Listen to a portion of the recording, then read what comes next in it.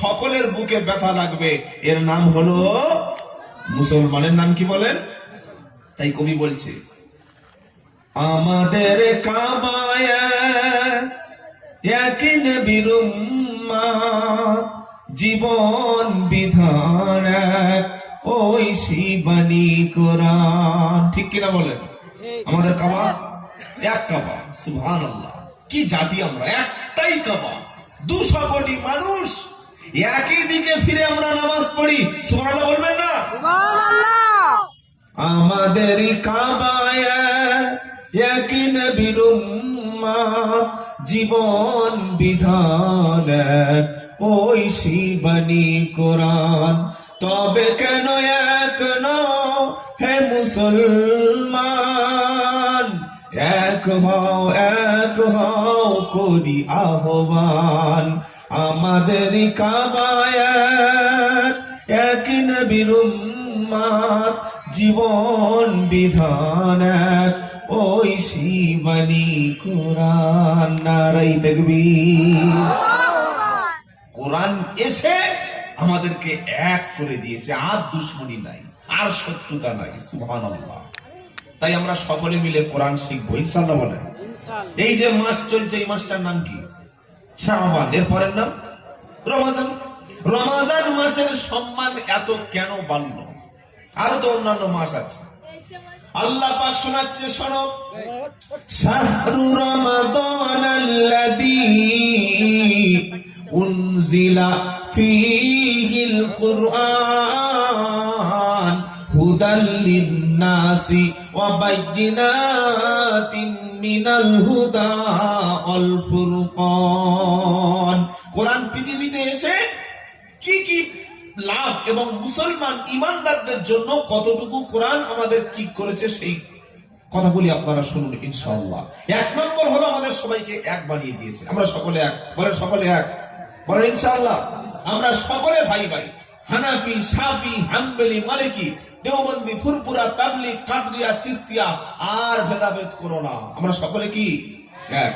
নবী সাল্লাল্লাহু আলাইহি ওয়াসাল্লাম বলেন, মান সাল্লা সালাতানা ওয়াস্তাকবাল কিবলাতানা ওয়া আকালা দাবিহাতানা ফাযালিকাল মুসলিম।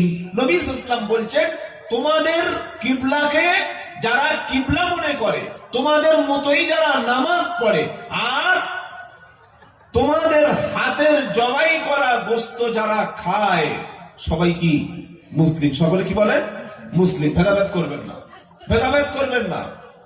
হ্যাঁ, বিভিন্ন মাসআলা আলাদা হতে পারে, কিন্তু আমরা কাউকে কাফের, কাউকে জাহান্নামী, ওই দল জাহান্নামী, এসব যেন আমরা না বলি।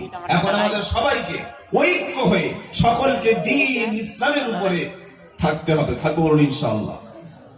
দ্বিতীয় হলো, রমজানুল মুবারকের মাসের সম্মানকে আল্লাহ এত বাড়িয়ে দিলেন কেন?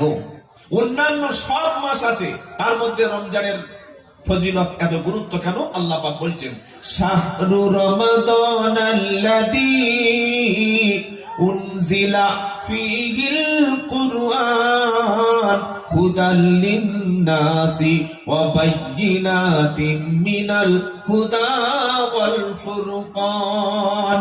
দ্বিতীয় পারা 8 পৃষ্ঠা, প্রথম লাইনের 185 নম্বর আয়াত, সূরা বাকারার মধ্যে আল্লাহ পাক শোনাচ্ছে, আমি আল্লাহ রাব্বুল আলামিন পবিত্র রমজানুল মুবারকের মাসে কোরআন নাযিল করেছি। এটা সবাই জানে, জানে না? জানে কি জানে না? রমজান মাসে কোরআন নাজিল করলেন, রমজান মাসে আল্লাহর শ্রেষ্ঠ বরকত নাজিল করলেন। আর আমাদের মায়েরা কি করে? রমজান মাস আসলে যত কাজ থাক মোটামুটি 1 খতম পড়বে, 27 শবে কদরের দিনে 1 খতম পড়ে ওই যে কোরআনুল কারীম ভালো করে কাপড় দিয়ে পেঁচিয়ে উপরে তুলে দিল, আর 1 বছরও কোরআন নিচে নামাবে না। 1 খতম পড়ে শেষে ইমাম সাহেবের কাছে গিয়ে বলে, হুজুর, আমার নানির নামে, আমার নানার নামে, আমার চাচার নামে, আমার চাচির নামে এই খতমটা বক্সে দাও। কিংবা এগুলো করে কি করে না? হ্যাঁ, খতম বক্সে দিয়ে দিল, হয়ে গেল। এইবার সারা বছর সন্ধ্যা 7টা থেকে রাত 10টা প্রত্যেকটি বাড়ি বাড়ির মহিলা, 100-র মধ্যে 90টা মুসলমানের বাড়িতে এখন টেলিভিশন, এলসিডি অথবা স্মার্টফোনে 7টা থেকে রাত 10টা, এই 2.5 ঘন্টা 3 ঘন্টা মুসলিম মহিলারা, মুসলিম ভাবিরা, মুসলিম মায়েরা, মুসলিম বোনেরা একটা আশ্চর্য ধরনের জিনিস প্রত্যেক দিন দেখছে। ওর নামটা কি? সিরিয়াল। তো বক্তা আপনারা, তার নাম কি বলেন? সিরিয়াল। হ্যাঁ হ্যাঁ হ্যাঁ। সিরিয়ালের মধ্যে কি দেখানো হয়? এইভাবে নামাজ পড়বে, এইভাবে স্বামীর খেদমত করবে, এইভাবে কোরআন শিখবে, এইভাবে তাহাজ্জুদ পড়বে, এইভাবে ইবাদত করবে, তাই তো নাকি? কি নাম কি দেখানো হচ্ছে? এই সিরিয়াল দেখে দেখে আমাদের মুসলিম ফ্যামিলি গুলো ধ্বংস হচ্ছে, মুসলিম পরিবারগুলো নষ্ট হয়ে যাচ্ছে, মুসলিম পরিবারের মধ্যে নোংরামি ঢুকছে। উত্তর 24 পরগনার বারাসাত থানা, আমি আব্দুল্লাহ জুবায়ের কোনো মিথ্যা কথা বলছি না, আপনারা তথ্যগুলো ক্রস চেক করে নিতে পারেন। গত বছর 2025-এ মে, জুন, জুলাই 3 মাসে বারাসাত থানার মধ্যে 500 বাড়ির বউ স্বামী রেখে আউট। সুবহানাল্লাহ বলছেন নাকি? কি সুবহানাল্লাহ কে বলে ধরেন? কি বলা যাবে? হ্যাঁ, এটা সিরিয়ালের প্রভাব। আগে ছোটবেলায় দেখতাম ইয়ং মেয়েরা পলায়, এখন আর ইয়ং মেয়েরা কেউ পলাচ্ছে না, পলায় না। 1 ছেলের মা, 2 ছেলের মা বাড়ি নাই। কি হলো? বলে পালিয়ে গেছে। কি করে পালালো? হয় ড্রাইভার, কাজের ছেলে, না তো ওই যে ফ্লিপকার্টের ডেলিভারি বয়, কি কলেজের ছাত্র, ব্যাস আউট। কেন? মুসলিম পরিবার ধ্বংস করার জন্য এইগুলি তারা করেছে। আমি আপনাদের অনুরোধ করে বলছি, যারা মুসলমান ইমানদার, তওবা করুন। বাড়ির মধ্যে টিভি সিরিয়ালের এই নোংরামি, অসভ্যতা আপনি বন্ধ করবেন ইনশাআল্লাহ। বলেন ইনশাআল্লাহ। জলসা শোনার মানে হলো এই যে আমার মধ্যে পরিবর্তন আসবে, আমি আমার জীবনকে পাল্টাবো, আমার কাজকে পাল্টাবো, আমলকে পাল্টাবো, তবে পরিবর্তন হবে। নিয়ত করি ইনশাআল্লাহ। টিভি সিরিয়াল চ্যানেল যারা দেখে, তাদের চোখের দ্বারায় যে নোংরামি গুলো দেখে, কিয়ামতের দিন কৈফিয়ত দিতে হবে না? কি হবে কি হবে না? কিয়ামতের দিন বিচার হবে অত্যন্ত সূক্ষ্ম। এটা থাক, একটু সামনে একটু আগে যাই, কিভাবে বিচারটা হবে ওটা একটু বলে দিই। কিয়ামতের দিন আপনাকে জান্নাতি বা জাহান্নামী এই বিচার ফয়সালা আল্লাহকে করে দিতে হবে না, বরং আপনি নিজেই আপনার বিচার করে নেবেন। বলে কি রকম? প্রথমে আল্লাহ পাক বলবে, কি বলবে? কি বলবে? ওয়াকুল্লা ইনসানিন আলজামনাহু। কিভাবে বিচার হবে কিয়ামতে একটু শুনেন, কিভাবে আপনাকে বেঁচে থাকতে হবে। এই পৃথিবীটা তো শেষ কথা নয়, পৃথিবীর শেষ কথা। আমাদের পরবর্তীকালে একটা বিশাল লম্বা জীবন আছে, যার নাম হচ্ছে আখিরাত। যার নাম কি? আজকে যে ছাত্রদের পাকড়ি হলো, দস্তারবন্দি হলো, আরে এ পাকড়ি, এটা তো টাকা দিয়ে কিনতে পাওয়া যায়।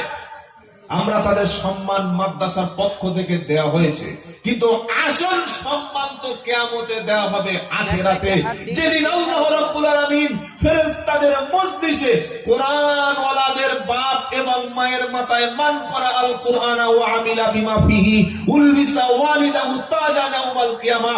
কিয়ামতের দিন হাফেজে কোরআন, আলেমে দ্বীনের ছাত্রের পিতা এবং মাতার শরীরের চেহারায়, মাথায় তার আল্লাহ রাব্বুল আলামিন নূরের একটা তাজ পরিয়ে দেবেন। বলুন সুবহানাল্লাহ। তো আমাদের, আমরা টার্গেট তো আখিরাত, টার্গেট দুনিয়া না। টার্গেট কি? আখিরাত। যে কোরআন নাজিল হলো রমজান মাসে, এই কোরআনুল কারীমকে ফেলে রেখে মুসলমান কিভাবে সন্ধ্যার পরে টিভি সিরিয়ালের সঙ্গে যুক্ত হতে পারে? মুখে দাড়ি, বয়স হয়ে গেছে 78, 72, 75, মাগরিবের পরে মসজিদে বসার দরকার, সে দেখি চায়ের দোকানে বসে বসে টিভির দিকে হাগরে তাকিয়ে আছে। আল্লাহু আকবার। এই কি অবস্থা? কবরের চিন্তা নাই, আখিরাতের চিন্তা নাই। অথচ আখিরাতের বিচার কিভাবে হবে দেখেন। প্রথম আল্লাহ পাক কিভাবে ধরবেন? আল্লাহ পাক বলছেন, কুল্লা ইনসানিন আলজামনাহু তাইরাহু ফি উনুকিহি ওয়া নুখরিজু লাহু ইয়াওমাল কিয়ামাতি কিতাবান ইয়ালকাহু মানশুরা ইকরা কিতাবাকা কাফা বিনাফসিকাল ইয়াউমা আলাইকা হাসিবা। আচ্ছা, আপনাদের এখানে কোন মানুষ মার্ডার হয়ে গেলে, খুন হয়ে গেলে পুলিশ এসে কি করে? তাকে ধরে নিয়ে যায়, তাই তো? যায় না? মানে যে খুন করেছে এই খুনিকে ধরা হয় নাকি ছেড়ে দেওয়া হয়? খুনিকে ধরে নেওয়া হয়, ধরার পরে তার পরের দিন ফাঁসি হয়ে যায়, তাই তো? হ্যাঁ, 2 বছর, 5 বছর, 10 বছর, 20 বছর জেলে থাকে। আদালতে মামলার ট্রায়াল চলে, সাক্ষী উপস্থিত, সাক্ষী পাল্টা সাক্ষী করতে করতে যখন সাক্ষী পুরোপুরি একদম প্রত্যক্ষদর্শী বা সিসিটিভি ক্যামেরার ফুটেজ বা যে বস্তু দিয়ে হত্যা করা হয়েছে সবগুলো ডকুমেন্টস আদালতে যখন সাবমিট করা হয়, যিনি বিচারপতি তিনি যদি দেখেন এই ব্যক্তি স্বেচ্ছায় সজ্ঞানে ইচ্ছা করে নিরপরাধ মানুষকে হত্যা করেছে, তখন হয় যাবজ্জীবন, তা না হলে তাকে মৃত্যুদণ্ড দেওয়া হয়। এটাই তো বিচার ফয়সালা। হ্যাঁ, কিন্তু আল্লাহ পাকের কাছে যখন আমাদের হাজিরা হতে হবে, ওই 5 জন 7 জন এরকম সাক্ষী দরকার আছে নাকি? আমরা অপরাধ করেছি, আল্লাহ বলবে এই কারা কারা অপরাধ দেখেছো দেখে নিয়ে আসো, এরকম বলবে? বলবে না। প্রথম সাক্ষীকে শোনেন, যে আয়াতটা বললাম 15 নম্বর পারা, 2 নম্বর পৃষ্ঠা, 6 নম্বর লাইন, 13 নম্বর আয়াত, সূরা মানী ইসরাঈলে আছে। আল্লাহ পাক বলছেন ওয়াকুল্লা ইনসানিন আলজামনাহু طائره في عنقه ونخرج له يوم القيامة كتابا يلقاه منشورا। আমি প্রত্যেকটা বান্দার গলায় তার কৃত কর্মগুলি, তার আমলগুলি ঝুলিয়ে রেখেছি। আহা হা হা, সব কাজগুলি, আমলগুলি, তার জীবনের সব ডকুমেন্টস গুলি, তথ্যগুলি, ডেটাগুলি, ইনফরমেশন গুলি, তার আমলগুলি সব গলায় ঝুলন্ত। কিয়ামতের দিন সামনে আমি ফাইল ফেলে দেব, দিয়ে বলবো ইকরা কিতাবাকা, তুমি তোমার আমলটা নিজেই পড়ো, তুমি তোমার হিসাবটা নিজেই পড়ো। কাফা বিনাফসিকাল ইয়াউমা আলাইকা হাসিবা, তুমি তোমার নিজের হিসাব নিজেই করার জন্য যথেষ্ট। সুবহানাল্লাহ, আল্লাহু আকবার। কোন সাক্ষীর প্রয়োজন নেই, যা করেছো পড়ো, দেখো, পড়ে দেখো আছে কি। দেখো 2025 সালে ডিসেম্বরের 31 নাইটে পাড়ার মেয়েদেরকে নিয়ে লুকিয়ে লুকিয়ে ফিস্টি করতে গেছো, পিকনিক করতে গিয়ে ইজ্জত নষ্ট করেছো, দেখো মালটা আছে কিনা। আমি যখন ঢুকছিলাম না, ওই মেন গেট থেকে আর এই আপনাদের মানে যে রাস্তা থেকে এই পর্যন্ত 30 থেকে 35 মিনিট সময় লেগে গেছে, এত জ্যাম। আর মুসলমান মেয়েগুলি যা সেজেছে, আমার তো বিশ্বাস ছিল না মুসলমান। আজকে সারাদিন 2টো অনুষ্ঠান ছিল, এক হচ্ছে ওই নেতাজি সুভাষচন্দ্র বোস তার জন্মদিন, তাই তো? আরে বলছেন না কেন? আর একটা হলো যদি বলে সরস্বতী পুজো। আমাদের হিন্দু ভাইদেরকে আমরা সম্মান করি, তারা আমাদের ভাইয়ের মতো। তারা 1000 বার, লক্ষ বার প্রত্যেকটি অফিসে, প্রত্যেকটি স্কুলে, প্রত্যেকটি ফ্যাক্টরিতে তারা পূজা করুক, আমরা বাধা দেব না। আর বাধা দিতে ইসলাম মানা করেছে, গালাগালি করব না, তাদের ব্যাপারে নো কমেন্টস, জিরো টলারেন্স। কোন দেবদেবীকে গালি দেওয়া যাবে না। কিন্তু আমার ঘরের বুড়ি, 18 বছর 17 বছরের বুড়ি, এক ছেলের মা, মায়ের শাড়ি পরে আর ব্লাউজটা টাইট করে সে তাহলে কি করতে গেল? আর সেইটা সে এসে দেখি এখানে জলসায় করছে। হ্যাঁ, সকাল থেকে যে নোংরা পোশাক পরেছে, এই কোরআনুল কারীমের মাদ্রাসার পবিত্র জলসা এসে ঠিক সেই পোশাকটা পরছে। মুসলমান দাবি করছে। আরে আজকের মোরজাকে নিয়ে ছেলে রাখতে, কালকের যখন তাকে গোসল দেয়া হবে ঢাকবে, চতুর্দিকে কাপড় দিয়ে ঘিরবে, আবার মরণের পরে 5টা স্পেশাল কাপড় দেবে, আবার কবরে লাশ শোয়ানোর সময় আবার 2টো কাপড়। মরলোকের লাশ দেখতে নেই, চলে যা, এই বেটা ছেলেরা বলা। জ্যান্ত অবস্থায় যার শরীরে কতটুকু মাংস, কতটুকু চর্বি, কতটুকু হাইট, কতটুকু সাইট, সবকিছু দেখিয়ে বেরিয়েছে যে মরণের পরে ঢেকে লাভ করবে সে। বলেন তাই অনুরোধ করে বলে যাচ্ছি, যারা মুসলমান মা, মুসলমান বোন, সবচাইতে আপনার জন্য মূল্যবান হচ্ছে আপনার ইজ্জত, আব্রু, সতীত্ব, সম্ভ্রম, আপনার সেলফ রেসপেক্ট। আপনার ইজ্জত চলে গেল, সম্মান চলে গেল। পাড়ার পুরুষ যদি বলে যে ওই বাবুর বউ যাচ্ছে, কি বলছিল, পিছন থেকে বলছে বাবুর বউ যাচ্ছে, এখানে আমার বাবুর বউ নাই তো। হ্যাঁ, আচ্ছা আপনাকে বলি নাই, যদি কেউ থাকেন ক্ষমা করবেন। এই যে ওলামারা বসে আছেন, মাদ্রাসার শিক্ষকেরা, আপনাদের মধ্যে অনেক আলেম আছেন, মসজিদের সম্মানিত ইমাম সাহেবরা আছেন। একজন আলেমের, একজন ইমাম সাহেবের স্ত্রীর চেহারা, তার শরীর পৃথিবীর কোন মানুষ দেখতে পাবে? জোরে বলেন, পাবে না। কেন? তার মধ্যে আল্লাহর ভয় আছে, ইলম আছে, দ্বীন আছে, ইসলাম আছে, তাকওয়া আছে, পরহেজগারিতা আছে, আখিরাতের চিন্তা আছে। তাই পরপুরুষের সামনে কোনদিন অ্যাডভার্টাইজমেন্ট করে না। আর মুসলমান দাবি করে সরস্বতী পুজোর নাম করে মুসলমানের ছেলেরা কেটিএম বাইকে করে, কি বুঝলেন, ভার্সন 4 করে কার বাড়ির বউ আর কার বাড়ির মেয়ে তুলে নিয়ে গেছে, শাড়ি পরে বসে আছে, তো বলতেই পারবে না যে বউ কিনা। কে বউ? কবে বিয়ে করলি? বলে অনেকদিন আগে চালিয়ে দিয়েছি, কিন্তু মাল বিয়েই করে না। কি শাড়ি পরে আছে, ধরার উপায় নাই। আপনি কিছু বলতে পারবেন? এই যে হারাম রিলেশন, হারাম কাজ ভাবছে, কেউ বুঝতে পারে না। আমি আর একটা কথা বলে আমি আয়াতের দিকে ফিরে যাই। 3 দিন আগে কলকাতা ইকো পার্ক, যারা ইকো পার্ক, ওর সামনে থেকে আসতে হয় যখন আমরা ওই নদিয়া বা আপনার উত্তরবঙ্গে সফর করি, এয়ারপোর্টের পাশ দিয়ে, তো একজন মুসলিম মেয়ে ছেলে হিজাব পরে, পুরো বোরকা পরে আছে, আর তার হাতটা ধরে আছে একজন নাফরমান, আর হাতে একটা বালা আর ওই সুতো, আর দেখি মুখে সিগারেট। বললাম, বোরকাওয়ালি হিজাবওয়ালির স্বামী তো কোনোদিন সিগারেট খাবে না, খাবে? আরে বলছেন না কেন? আপনার মেয়ে ক্লাসে যাওয়ার নাম করে 10টায় ক্লাস শুরু হবে, সকাল 8টায় বাড়িতে বার হয়ে গেছে।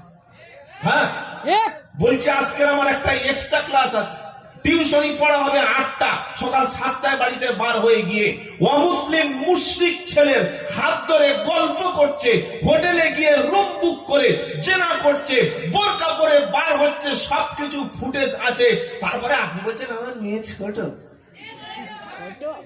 মেয়ে ছোট। আল্লাহ কি বলেছেন? ইয়া আইয়ুহাল্লাযীনা আমানু কু আনফুসাকুম ওয়া আহলিকুম নারা। ঈমানদার, তুমি কিছু বোঝো না?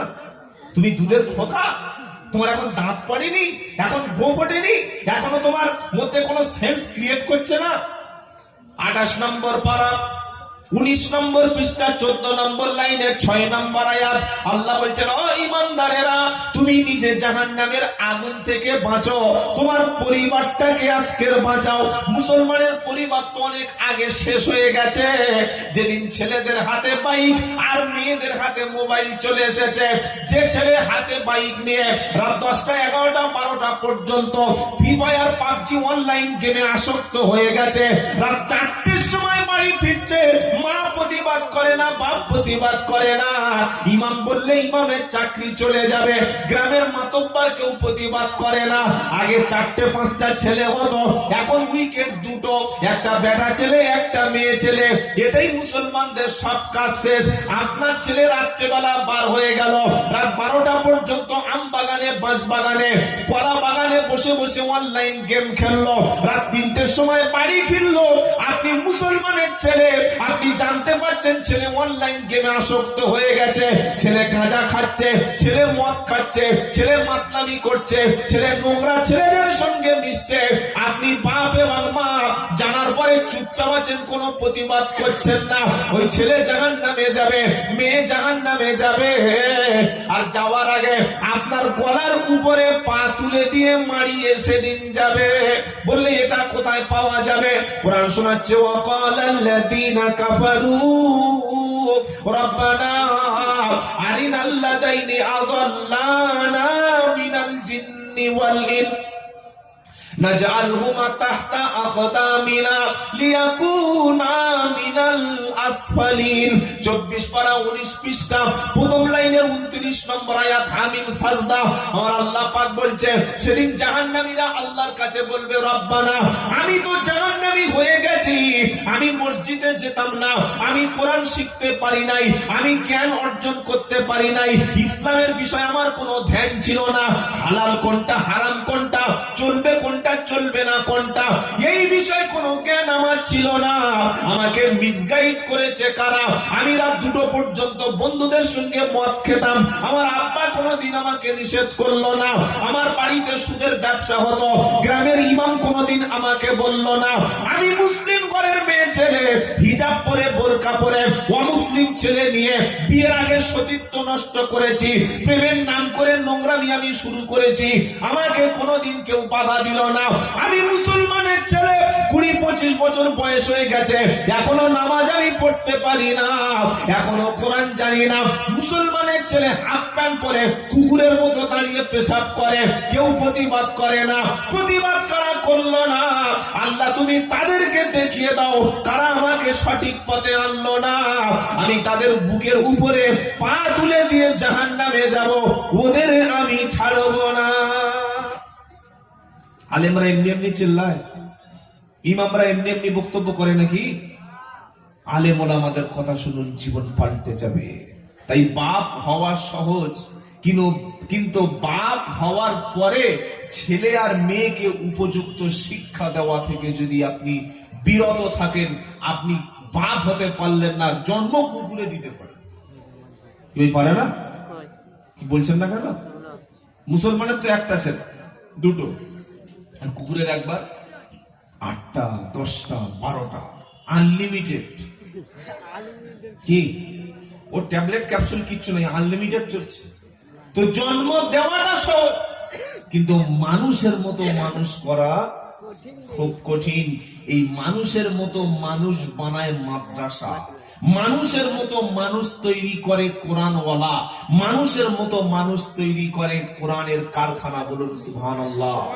তাই আসামে, উত্তরাখণ্ডে, ইউপিতে, ঝাড়খণ্ডে, বিহারে হচ্ছে কি মাদ্রাসা।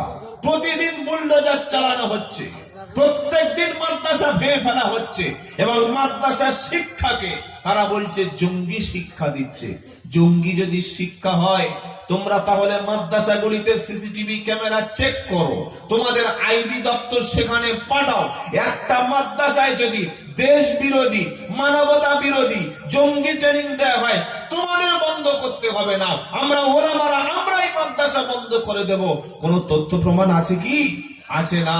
কেন মাদ্রাসার প্রতি আঘাত করছো? কারণ মাদ্রাসায় দেশপ্রেমিক তৈরি হয়। ওলামায়ে দেওবন্দের ভূমিকা স্বাধীনতা আন্দোলনে কি ছিল এটা সবচাইতে ভালো জানে কারা? ইংরেজরা। কি ভাই শুনছেন? ইংরেজকে তাড়ানোর জন্য ওলামায়ে দেওবন্দ কি ভূমিকা নিয়েছিল?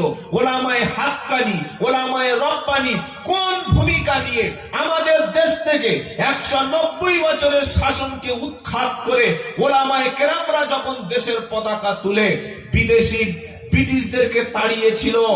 সুতরাং তোমরা যদি মনে করো যে আমরা মাদ্রাসাগুলি ভেঙে ফেলবো, মাদ্রাসাগুলি জঙ্গির আঁকড়া বানাবো, আমরা কিন্তু ফোঁস করতে জানি, কামড় না দিতে পারলেও ফোঁস করতে জানি। এখন একটা গল্প বলি। আশরাফ আলী থানভী রহমতুল্লাহ আলাইহি হাকিমুল উম্মাহ মুসলমানের হাসি বলে একটা বই আছে, এটা বাংলায় আছে, বইটা কিনে পড়ে নেবে, দারুণ মজাদার গল্প আছে, এটা হাদিস কোরআন না। এখন একটা সাপ, সে শুনেছে এই গ্রামটার নাম কি? নবকলা। একটা বড় পীর সাহেব আছে, মাজার আছে, আস্তানা, তো সকলে মুরিদ হচ্ছে, নারী পুরুষ সবাই মুরিদ হচ্ছে। সাপেরও ইচ্ছা সেও মুরিদ হবে। কি শুনছেন আপনারা? ওই যে সাপ ফোঁস করলে মানুষ মারা যায়, বিষাক্ত সাপ। আপনার এলাকায় কি বলে? সাপ তো বলে। বিষাক্ত সাপের কি নাম আছে? গোখরো। তারপরে আছে ওই চন্দ্রগড়া, রাসেল ভাইপার, চেনেন তো? রাসেল ভাইপার এই সাইজের মোটা মাল। তো রাসেল ভাইপার, খড়িশ বা কেউটে সাপ, গোখরো, ও এখন পীর সাহেবের সামনে গিয়ে বলছে, হুজুর শুনেছি আপনি বিশাল বড় পীর, পীরান পীর, তো আমার ইচ্ছা আমি আপনার মুরিদ হব। পীর সাহেব বললে, বাবা মানুষ মুরিদ হয়, সাপ যে মুরিদ হয় তো আমি জীবনের প্রথম শুনলাম। তিনি ভাবছেন যে আমি এত বড় পীর, আল্লাহর অসংখ্য মাকলুকাতের মধ্যে সাপও আমার মুরিদ হতে এসছে। মাশাআল্লাহ, মুরিদ হয়ে গেল। অনেক কিছু তাকে তালিম দেয়া হলো। বলল, সাপ বলছে, হুজুর তো সব মুরিদ তো আপনি জিকির দিচ্ছেন, বিভিন্ন তরিকা দিচ্ছেন মস্ক করার জন্য, তো আমাকে কিছু জিকির শিক্ষা দিন। কবার ইল্লাল্লাহ বলবো, কবার সুবহানাল্লাহ বলবো, কিভাবে আমল করব। পীর সাহেব বলছে, দেখো বাবা, তুমি আমার দরবারে আজকে প্রথম, তুমি দ্বিতীয় সপ্তাহে যখন আসবে অনেক ভালো ভালো তোমার নাফসের তাসকিয়া যাতে হয়, নাফস যাতে পরিষ্কার হয়, অনেক জিকির দেবো। তুমি এই এক সপ্তাহ খালি একটা আমল করবে। বললে, কি হুজুর বলেন বাবা, কি আমল করতে হবে? পীর সাহেব বললেন, ওহে সাপ, আমার খাঁটি মুরিদ, তুমি কোনো মানুষকে কিন্তু কামড় দেবে না, কোনো মানুষকে দংশন করবে না, যাই করুক তুমি দংশন করবে না। এই যে একটা সপ্তাহব্যাপী কামড় দেবে না, বিষ কাউকে ফোটাবে না, সবর করবে, এই এক সপ্তাহ যদি সবর করে আসতে পারো, পরের সপ্তাহে তোমাকে ভালো ভালো এমন জিকির দেবো, তোমার রসুলের সঙ্গে দিদার হয়ে যাবে। তো সাহাব এখন শুনে খুব খুশি, মনের আনন্দে চলে গেছে। গিয়ে ওই জমির মাঝখানে যে আল থাকে না, আল আপনার কি বলে, আলি, আলের পাশে শুয়ে আছে। সন্ধ্যা হয়ে গেছে, একজন কৃষক জমি থেকে ধান আনতে গেছে। ধান অনেকগুলো এনে আর চতুর্দিকে খুঁজে দেখছে কোনো দড়ি নাই, কি দিয়ে ধানগুলো বেঁধে আনা যায়। তো দেখলো সন্ধ্যার সময়, তো প্রায় সন্ধ্যা, একটা লম্বা এরকম কালো মোটা দড়ি দেখতে পেলো। ওটাকে ভালো করে নিয়ে এমন ভেবে টাইট করে বেঁধে আর ওই মাথাটা ধানের মানে বোঝার মধ্যে এমন ভাবে ঢুকিয়ে দিল, সাপের ঘাড় মুটকে ঘাড়ের স্পাইনাল কর্ড কেটে এরকম হয়ে গেছে। যখন সাপ ধানের বোঝা বাড়িতে ফেলে দিল চাষি, অনেক কষ্ট করে সাপ ওই ভাঙা ঘাড়, মোটকানো ঘাড় নিয়ে এরকম কষ্ট করে করে 2 দিন 3 দিন হেঁটে হেঁটে পীর সাহেবের বাড়ি গিয়ে ঘাট এরকম দোমড়ানো, আসসালামু আলাইকুম। পীর সাহেব বললি, কি ব্যাপার, এ কি হলো, তুমি কি জিকির আমল করেছো? বললে, হুজুর আপনি আমাকে কোন জিকির দেননি, আমল দেননি, কিন্তু আপনি আমাকে বলেছেন যে বাবা কাউকে কামড় দেবে না, আর আমি ওই কাউকে না কামড় দেবো মনে করে পুরো ঘটনাটা খুলে বলবো। বললো, এই কারণে আজকের এই অবস্থা আমার হয়ে গেছে। আমি তো, আপনি কামড় দিতে মানা করেছেন, কামড় যদি আমি দিতাম আমার ঘাড় কি এরকম হতো? পীর সাহেব বললে, বেয়াদব, বের হও এখান থেকে, তুমি আমার মুরিদ হওয়ার উপযুক্ত লোক নও, তুমি মুরিদ হওয়ার জন্য আমার কাছে আসলে তুমি মুরিদ হতে পারবে না। বলে, কেন হুজুর? আমি তোমাকে বিষাক্ত দাঁত আর ফোঁস তুলে, মাথা তুলে কামড় দিতে নিষেধ করেছি, কিন্তু ফোঁস করতে নিষেধ করেছিলাম? বলো, যখন দেখলে চাষি তোমাকে বাঁধছে, তোমার ঘাড় মুটকে দিচ্ছে, তুমি যদি ফোঁস করতে, ওই চাষি 20 হাত দিলে গিয়ে মুক্ত, তুমি কেন ফোঁস করলে না? আপনি মুসলমান, মাদ্রাসাওয়ালা, কোরআনওয়ালা, এদেশের নাগরিক, কামড় দিতে বলছি না।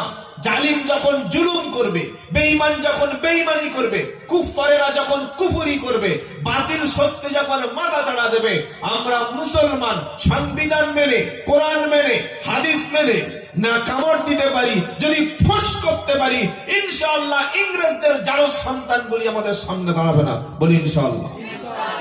কামড় দিতে হবে না, কাউকে কিছু বলবেন না, দলবদ্ধ ভাবে, ঐক্যবদ্ধ ভাবে যদি আমরা ফোঁস করতে পারি, আমাদের মাদ্রাসা, মসজিদ, আমাদের কোরআন, আমাদের ইসলাম, আমাদের দিন, আমাদের দেশ, আমাদের বাংলা সুরক্ষিত থাকবে। বলুন ইনশাআল্লাহ।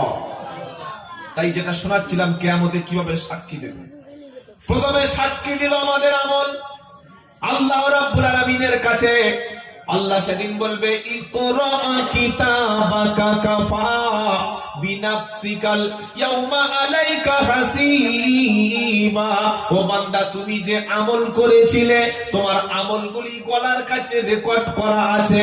কাফা বিনাফসিকাল ইয়াউমা আলাইকা হাসিবা, তুমি তোমার আমল নিজেই পড়ো আর নিজেই তোমার হিসাব দেওয়ার জন্য যথেষ্ট। বান্দা সেদিন আমল পড়বে আর বলবে, ওয়া আল কিতাবু ফাতারাল মুজরিমিনা মুশফিকিনা মিম্মা ফিহি ইয়াকুলুনা ইয়া লাইতানা ইয়া ওয়াইলাতানা মালি হাদাল কিতাব লা ইউগাদিরু সগীরাতাও ওয়ালা কাবীরা। সূরা কাহাফের 49 নম্বর আয়াতে বান্দার সামনে যেদিন আমলনামা পেশ করা হবে, পাপিষ্ঠ অপরাধীগুলি সেদিন নিজের আমল পড়বে আর বলবে মালি হাদাল কিতাব, কি আশ্চর্য কিতাব দেওয়া হলো, কেমন আমলনামা হাতে দেওয়া হলো। লা ইউগাদিরু সগীরাতা ওয়ালা কাবীরা, ছোট গোনা বড় গোনা একটাও বাদ গেল না। আজকের আমি কোথায় যাব কিছুই বুঝতে পারছি না। তাহলে হিসাব যখন শুরু হবে, বিচার যখন শুরু হবে, প্রথমে আল্লাহ পাক আমাদের আমলগুলি পড়তে বলবে।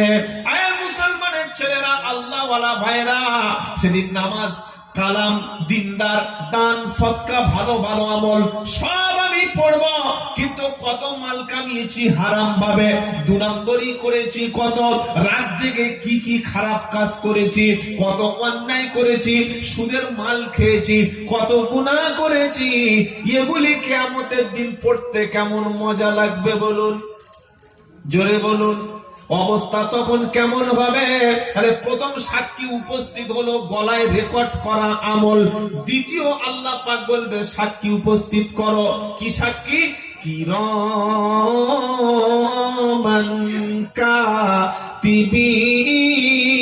কাতিবিন ইয়ালামুনা মা তাফআলুন ইন্নাল আবরারা লাফি নাঈম ওয়া ইন্নাল ফুজ্জারা লাফি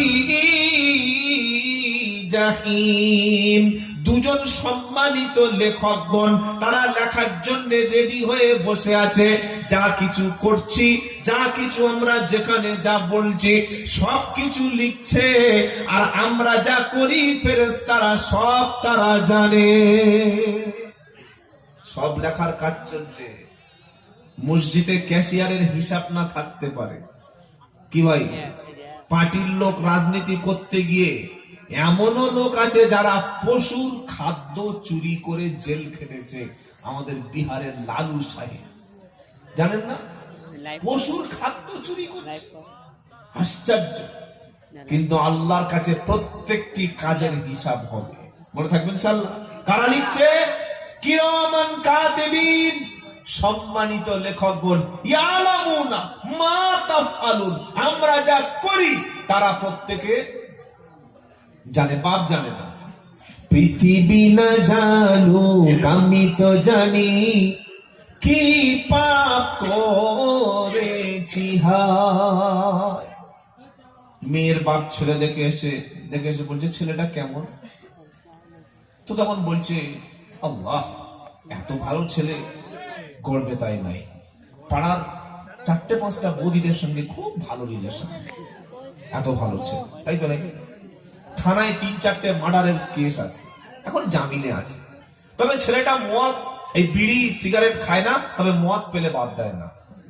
কত ভালো ছেলে, বুঝতে পারছে?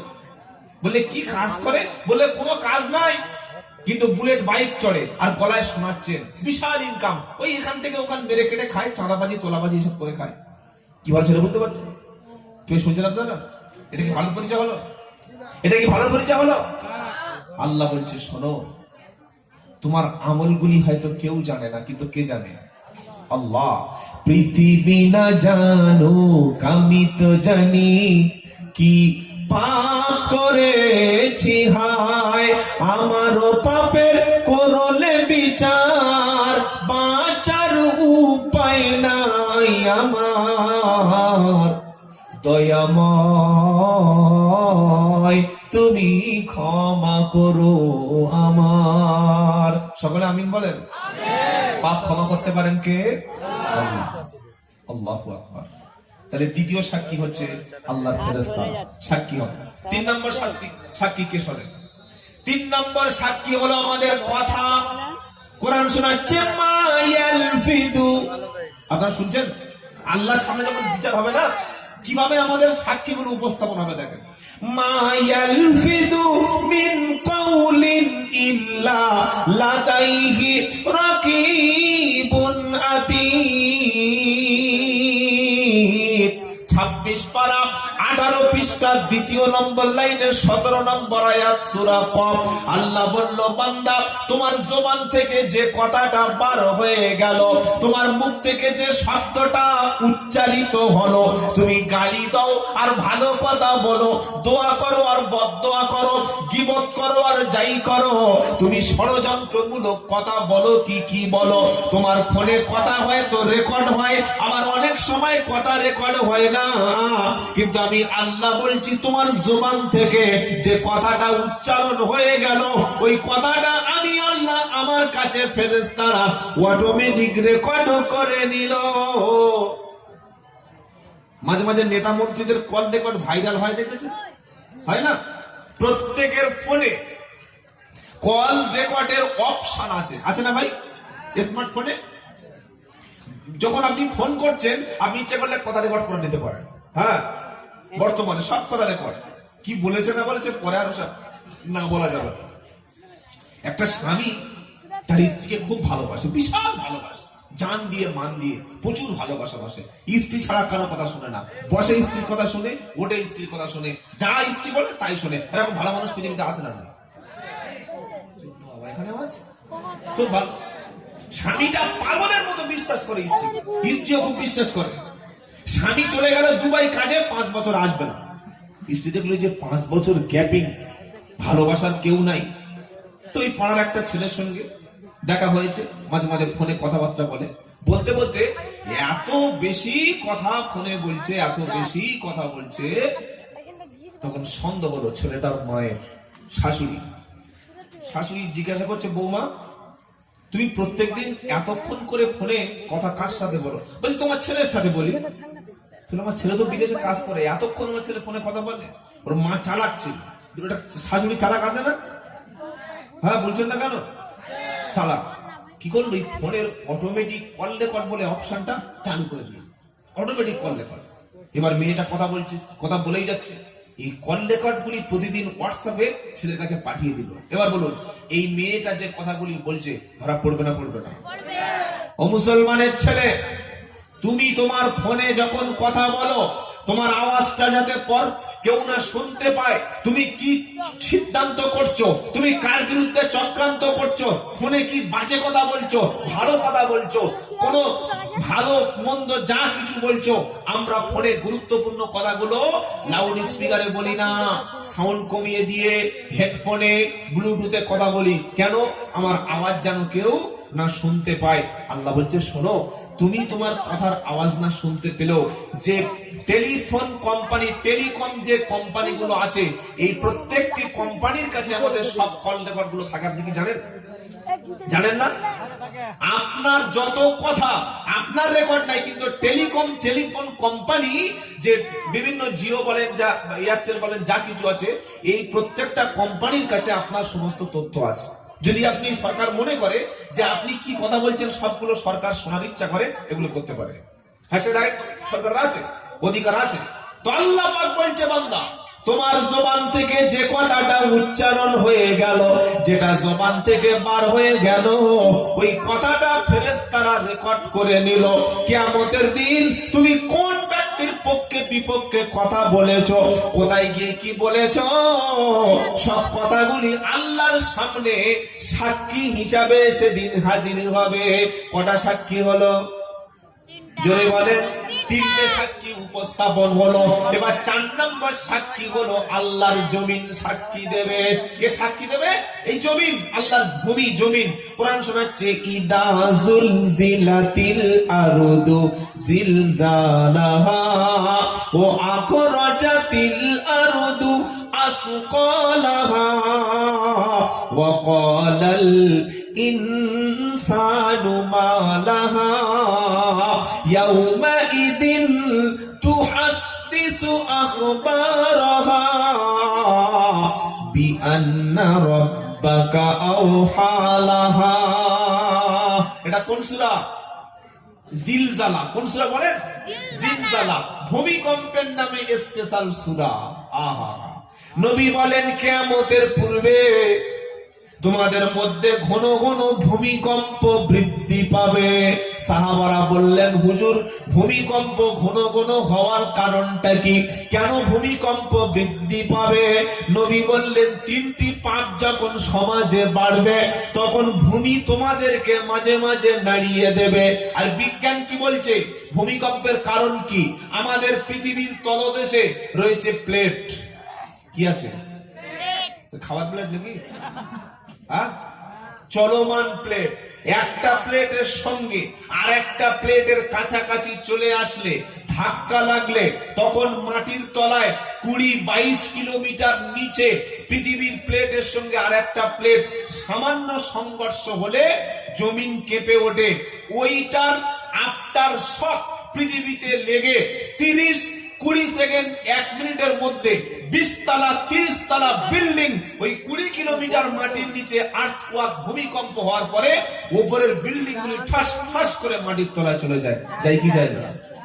এটা বৈজ্ঞানিক ব্যাখ্যা। আর এখন টেলিভিশনে অ্যাড দিচ্ছে, বুঝলেন? বললে ভূমিকম্প রোধক বাড়ি টিএমটি 600 রড। টিএমটি ছাড়া কথা হবে না। মাল দেখে এরকম করে দাঁড়িয়ে আছে। এটা কি ভাই?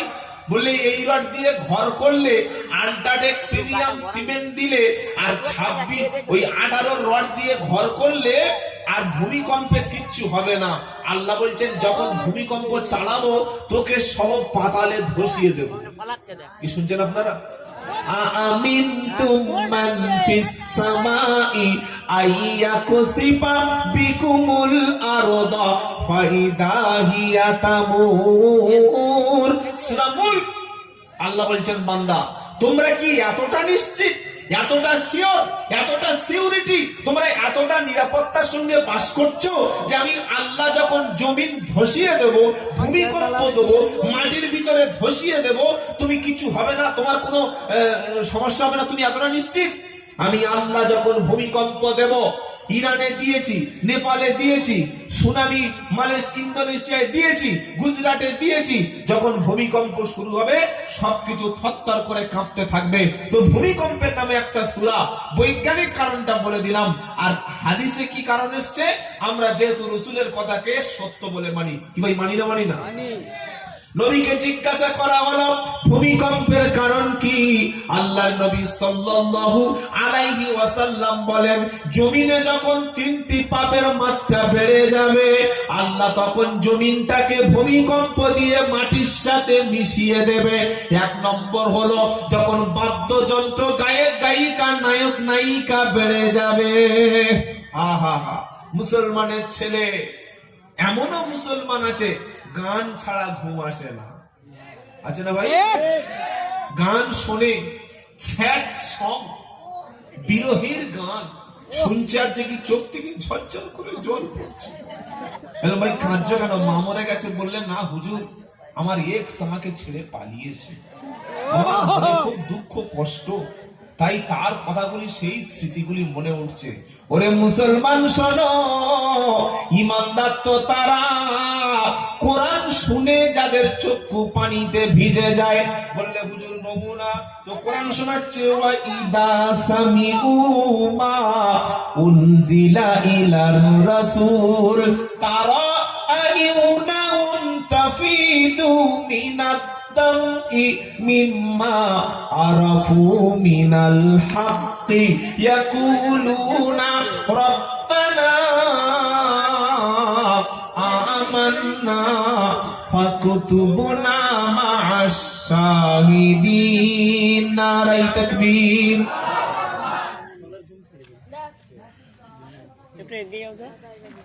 সূরা মাইদা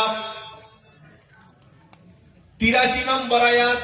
আল্লাহ পাক শোনাচ্ছে, ওয়া ইদা সামিউ মা উনজিলা ইলার রাসূল তারা আইউনাহুম। 44 মিনিট। আশ্চর্য, সুবহানাল্লাহ, কি দামি কথা। হে নবী, আপনার উপরে আমি আল্লাহ যে কোরআন পাঠিয়েছি, যখন তারা কোরআন শোনে, কোরআনের এত মুজিজা তাদের অন্তরে, যখন কোরআন রিঅ্যাক্ট করে, কোরআনের রিঅ্যাকশনে যাদের মধ্যে ঈমান আছে, নবী তুমি দেখতে পাবে কোরআন শোনার পরে তাদের চক্ষুটা পানিতে ভিজে গেছে। আহা, কোরআন শুনলে ঈমানদারের চক্ষু পানিতে ভিজে যায়। তারা কি বলে? মিম্মা আরাফু মিনাল হাক্কি, কোরআন শুনে আমরা সত্য রবকে চিনতে পেরেছি। ইয়াকুলুনা রব্বানা আমান্না, তারা বলে ওগো আমাদের রব, ফাকতুবুনা মা'আশ শাহিদিন, আমাদের নামটাকে তুমি সাক্ষী দাতা হিসাবে কবুল করে নাও। সুবহানাল্লাহ বলুন। কারি আব্দুর রহমান আস-সুদাইস, ইমাম হারামাইন শরীফাইন, কারি আব্দুল বাসিত, বাংলাদেশে একজন বিখ্যাত কারি আছে আহমদ ইউসুফ আল আজহারি, তার সঙ্গে আমার ত্রিপুরা রাজ্যে বেশ কয়েকটা প্রোগ্রামে দেখা হয়েছিল। অত্যন্ত ভদ্র মানুষ। তেলাওয়াত আপনি এখনই সার্চ করুন, আহমদ ইউসুফ আল আজহারি তেলাওয়াত, কারি আব্দুল বাসিত তেলাওয়াত শুনুন, জান ঠান্ডা হয়ে যাবে। আল্লাহর কসম, আমি আব্দুল্লাহ জুবায়ের বলছি, আপনার মধ্যে যদি সামান্য ঈমানের ছিটে ফোঁটা থাকে, এই কোরআন কারীদের সুন্দর সুন্দর তেলাওয়াত শুনলে আপনার অন্তর শুধু ঠান্ডা হবে না, গায়ের পশম সঙ্গে সঙ্গে দাঁড়িয়ে যাবে। সুবহানাল্লাহ এখন বলার দরকার নাই, এই একদম ভোট হয়ে গেল আর একবার সুবহানাল্লাহ বলুন। সুবহানাল্লাহ, জোরে বলুন সুবহানাল্লাহ। আর গায়ের পশম দাঁড়িয়ে যাবে, এটা কোরআনে লেখা আছে। তাকশাইরু মিনহু জুলুদুল্লাযীনা ইয়াখশাউনা রাব্বাহুম সুম্মা তালিনু জুলুবুহুম ওয়া কুলুবুহুম লিযিকরিল্লাহ। সূরা 23 পারার 20 পৃষ্ঠার একদম 2 নম্বর 3 নম্বর লাইনে আছে। আল্লাহ বলছেন আমার ঈমানদার বান্দা ইয়াকশাউনা, যে আমার দেখে যারা ভয় করে, যারা তখন যারা কোরআন শুনে, কোরআন শুনলে আমার ঈমানদার ব্যক্তিদের গায়ের পশমগুলো, লোমগুলো দাঁড়িয়ে যায়। সুবহানাল্লাহ বলেন। আর সূরা মাইদার 83 নম্বর আয়াতে কি বলছে? কোরআন শুনলে ঈমানদারের চক্ষু পানিতে ভিজে যায়। আর যাদের মনের মধ্যে নিফাক আছে, মুনাফিকি আছে, ওদের গান শুনতে মজা লাগে, রাত্রেবেলা কানের কাছে গান চালিয়ে দিয়ে ঘুমাচ্ছে, এরকম মুসলমানও আছে। রাত্রে যখন ঘুমাবো সূরা মুলক পড়তে পড়তে ঘুমাবো ইনশাআল্লাহ। বলে কোন সূরা? তাবারাকাল্লাযী বিয়াদিহিল মুলকু ওয়া হুয়া আলা কুল্লি শাইইন কাদির ইলা আখিরিল আয়াত। এই সূরাটি 29 পারার প্রথম সূরা, 30টা আয়াত আছে। এই সূরাটি যদি কেউ নিয়মিত পড়ে, আল্লাহ তাআলা কবরের কঠিন আযাব থেকে তাকে বাঁচিয়ে নেবেন। সুবহানাল্লাহ বলেন। কবরে আপনারা যেদিন যাব, মুফতি সাহেব, পীর সাহেব, হাজী সাহেব, কবরে ছাড় মিলবে? পীরের বেটা, হাজির বেটা, নেতার বেটা, মন্ত্রীর বেটা, এমএলএর বেটা বললে দুনিয়াতে ছাড় দেয়, কবরে কোনো পীরের বেটা চলবে না। কাউকে কবর চেনে না। হুজুরের ছেলে, হাফেজ সাহেবের ছেলে, ইমাম সাহেবের ছেলে আমল থাকলে কবর দেবে ছেড়ে, তা না হলে ফেরেশতারা বলবে মালটা ভালো করে দে ঝেলে। কোনো বেটা চলবে না, আমলে কাজ হবে। বাবাজিরা, আল্লাহর ভাইরা, আমার যুবক বন্ধুরা, বেশি করে কোরআন শুনুন। শুনবো ইনশাআল্লাহ? শুনবো ইনশাআল্লাহ? যত বেশি কোরআন শুনবো ঈমানকে বাড়িয়ে দেবেন কে? ইন্নামাল মুমিনুনাল্লাযীনা ইযা যুকিরাল্লাহু ওয়াজিলাত কুলুবুহুম ওয়া ইযা তুলিয়াত আলাইহিম আয়াতুহু যাদাতুহুম ঈমানা। সূরা আনফালের 2য় আয়াতে আল্লাহ পাক বলছেন, ঈমানদার তো তারা আল্লাহর নাম শুনলে যাদের মনের মধ্যে একটা কম্পন, একটা অনুভূতি, আলাদা ফিলিংস চলে আসে, আর আল্লাহর কালাম শুনলে যাদের ঈমান বেড়ে যায়। সুবহানাল্লাহ বলেন। ওমর ফারুক তিনি ছিলেন ইসলামের দুশমন, নবীর দুশমন, কোরআনের দুশমন। তিনি ইসলাম কবুল করেছিলেন ওই যে রসুল করিম সাল্লাল্লাহু আলাইহি ওয়াসাল্লামের কোরআন। আর নিজের বোন ফাতিমা যখন কোরআন তেলাওয়াত করছিল সূরা তহা, এই সূরা তহার প্রথম 5টি আয়াত শুনে তার চক্ষু ভিজে গেল, তার অন্তরটা ঠান্ডা হয়ে গেল। উমরের মতো কঠোর মানুষ এই কোরআন শুনে তিনি ইসলাম কবুল করার জন্য তিনি নিজেকে পরিবর্তন করে নিলেন। সুবহানাল্লাহ বলেন।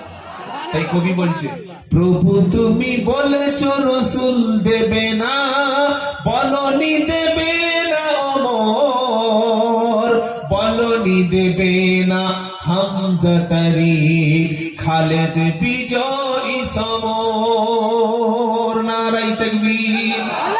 কবি বলছে যে আল্লাহ তুমি তো বলেছো রসুল দেবে না, কিন্তু ওমর দেবে না, এই কথা বলেছে। ওমর আর আসবে না, কথা কি আছে হাদিসে যে ওমর আর আসবে না? রসুল আসবেন না, রসুল শেষ রসুল সাল্লাল্লাহু আলাইহি ওয়াসাল্লাম, কিন্তু ওমর ফারুকের মতো আর বীর আসবে না, এটা কি বলেছে কোনোদিন আল্লাহ? তাহলে কবি কি বলছে, প্রভু তুমি বলেছো রসুল দেবে না, বলনি দেবে না ওমর, বলনি দেবে না হামজা তারিক, খালেদ বিজয়ী সমর। প্রভু তুমি বলেছো রসুল দেবে না, বলনি দেবে না ওমর, বলনি দেবে না হামজা তারিক, খালেদ বিজয়ী সমর। নারায়ে তাকবীর। আমার যুবকেরা, আল্লাহর ভাইরা, প্রত্যেকে বেশি বেশি করে কোরআন তেলাওয়াত করব, কোরআন শুনবো। কারণ অক্ষরে অক্ষরে কটা নেকি? 10টা নেকি। সুবহানাল্লাহ বলে। কেউ পড়লো আলিফ লাম মিম, কটা পেল? সুবহানাল্লাহ সুবহানাল্লাহ। আর গান শুনলেন কি গো? প্রতি মুহূর্তে গজব নাজিল হবে, প্রতি মুহূর্তে কি হবে? গজব নাজিল হবে, আল্লাহর গজব হবে। তাই কোরআন শুনবো ইনশাআল্লাহ। বলে বাচ্চা হলে নিয়ত করবেন, আগে আমার সন্তানকে হাফেজ বানাবো, আলেম বানাবো। আগে হাফেজ, আগে আলেম, পরে ডাক্তার, পরে মাস্টার, পরে ইঞ্জিনিয়ার। বলি ইনশাআল্লাহ। বাচ্চা ছেলে ঘুম থেকে উঠেছে, কথা বলতে পারে না, মা গলায় টাই পরিয়ে দিয়ে পিছনে 8-10টা বই দিয়ে 3 বছরের ছেলে স্কুলে। ও কি ও রবীন্দ্রনাথ ঠাকুর হবে, না শ্রী রামকৃষ্ণ পরমহংসের মতো জ্ঞানী হবে, নাকি মাইকেল মধুসূদন হবে, নাকি ওই বঙ্কিমচন্দ্র চট্টোপাধ্যায় সাহিত্য সম্রাট হবে? কে বলেছে 3 বছরের বাচ্চাকে আপনাকে নিয়ে আগে স্কুলে দিয়ে আসতে? পরীক্ষায় নাম্বার কম পেয়েছে, 3 বছরের বাচ্চা 4 বছরের বাচ্চার উপরে বাপ মা চাপ দিচ্ছে। এরকম বদমাশ আছে না নাই? আপনার বাচ্চা আগে কোরআনের হাফেজ হবে, বলুন ইনশাআল্লাহ। এবার বাচ্চারা স্কুলে গেল, মাস গেলে 1,500 টাকা। আর এই যে হুজুর কোরআন শিক্ষা দিচ্ছে মাসে 100 টাকা দিতে পারে না, কিন্তু 1,500-2,000 টাকা অ্যাডমিশন ফিস, 3,000 টাকা তাও দিচ্ছে বাচ্চাকে, শুধু খালি ওই কেজি স্কুলে পড়ানোর জন্য। সেখানে অসুবিধা নাই, কিন্তু কোরআন শিক্ষা দিচ্ছে না কেন? বাচ্চাকে ড্যান্স শিক্ষা দিচ্ছে মুসলমান, বাচ্চাকে কি শিক্ষা দিচ্ছে? ড্রয়িং। কি শিখাচ্ছে বলুন? ড্রয়িং। পাখির লেজটা কেমন হবে, কুকুরের লেজটা কেমন হবে, শিয়ালের দাঁতটা কেমন হবে, হাতির সুরটা কেমন হবে, বাঘের গোপটা কেমন হবে। ড্রয়িং এর জন্য মাস্টার সপ্তাহে 2 দিন আঁকা শেখায়, হাত ধরে বাচ্চাকে দেয় 2,000 টাকা মাসে। আর যে হুজুর কোরআন শিক্ষা দিচ্ছে, ঈমান শিক্ষা দিচ্ছে, ইসলাম শিক্ষা দিচ্ছে, বলে ইমাম সাহেব মানে ফ্রি। ইমাম সাহেব মানে কি? এবার স্কুলে গেছে, বাচ্চা চলে এসেছে পড়ে, মা জিজ্ঞাসা করছে কি শিখলে? বললে কবিতা। বললে কেমন কবিতা শিখেছো বলো? এবার বাচ্চা শুরু করছে, হাট্টি মাটিম টিম, তারা মাঠে পাড়ে ডিম, তাদের খাড়া দুটো শিং, তারা হাট্টি মাটিম টিম, তাদের খাড়া দুটো শিং। যে মালটা ডিম পাড়ে তার শিং থাকে? এই অবৈজ্ঞানিক আজগুবি কথা আমরা বাচ্চাদের টাকা দিয়ে শিক্ষা দিচ্ছি। অনুরোধ করে বলে যাচ্ছি, কবিতাটা পাল্টে দিন। বলো কিরকম কবিতা? আজ থেকে আর শেখাবো না হাট্টি মাটিম টিম, এবার থেকে শিখবে ছেলে আলিফ লাম মিম। নারায়ে তাকবীর। আরে জোরে ইমানদার মতো নারায়ে তাকবীর। আজ থেকে আর শিখবো না মা হাট্টি মাটিম টিম, আর এবার থেকে শিখবো মাগো আলিফ লাম মিম। আজ থেকে আর শিখবো না মা হাট্টি মাটিম টিম, এবার থেকে শিখবো মাগো অক্ষর পড়লে মাগো 10টা নেকি হয়, একটি অক্ষর পড়লে মাগো 10টা নেকি হয়। আর কোরআন পড়ে মেনে নিলে জান্নাত পাওয়া যায়, কোরআন পড়ে মেনে নিলে জান্নাত পাওয়া যায়। আজ থেকে আর শিখবো না মা হাট্টি মাটিম টিম, এবার থেকে শিখবো মাগো আলিফ লাম মিম। নারায়ে তাকবীর। হাসরের ময়দানে কোরআন সুপারিশ করবে। কোরআন শোনাচ্ছে ওয়াত্তাকু ইয়াওমান লা তাজজি নাফসুন আন নাফসিন শাইয়্যা ওয়ালা ইকবালু মিনহা শাফাআতু ওয়ালা ইউখাযু মিনহা আদলু ওয়ালা হুম ইনসারুন। প্রথম পারা সূরা বাকারার 48 নম্বর আয়াতে আল্লাহ বলছে সেদিনকে ভয় করো যেদিন কেউ কারোর কোনো উপকার করতে পারবে না, কেউ কারোর কোনো সুপারিশে কাজে আসবে না, কারোর কাছ থেকে কোনো বিনিময় নেওয়া হবে না, কেউ কারোর সামনে গিয়ে কোনো সাহায্য করতে পারবে না। ওই কিয়ামতের মুসিবতের দিনকে তোমরা ভয় করো। মানদাল্লাযী ইয়াশফাউ ইনদাহু ইল্লা বিইذনিহি। তৃতীয় পারা প্রথম পৃষ্ঠা সূরা বাকারার 255 নম্বর আয়াতে আয়াতুল কুরসির মধ্যে আল্লাহ বলছে মানদাল্লাযী ইয়াশফাউ ইনদাহু ইল্লা বিইذনিহি। আমি আল্লাহ যাকে কিয়ামতের দিন অনুমতি দেব না, নির্দেশ দেব না, আমি আল্লাহ যাকে হুকুম দেব না, আমি আল্লাহ যাকে পারমিশন দেব না, আমার পারমিশন ছাড়া আমার সামনে সেদিন কেউ কোনো মুখ খুলে সুপারিশ করতে পারবে না। ইয়াউমা ইয়াতি লা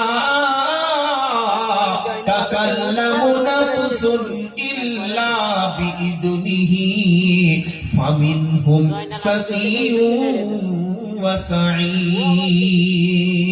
12 নম্বর পারা 12 নম্বর পৃষ্ঠা 10 নম্বর লাইনের 105 নম্বর আয়াত সূরা হুদ আল্লাহ বলছে ইয়াউমা ইয়াতি লা তাকাল্লামু নাফসুন ইল্লা বিইذনিহি।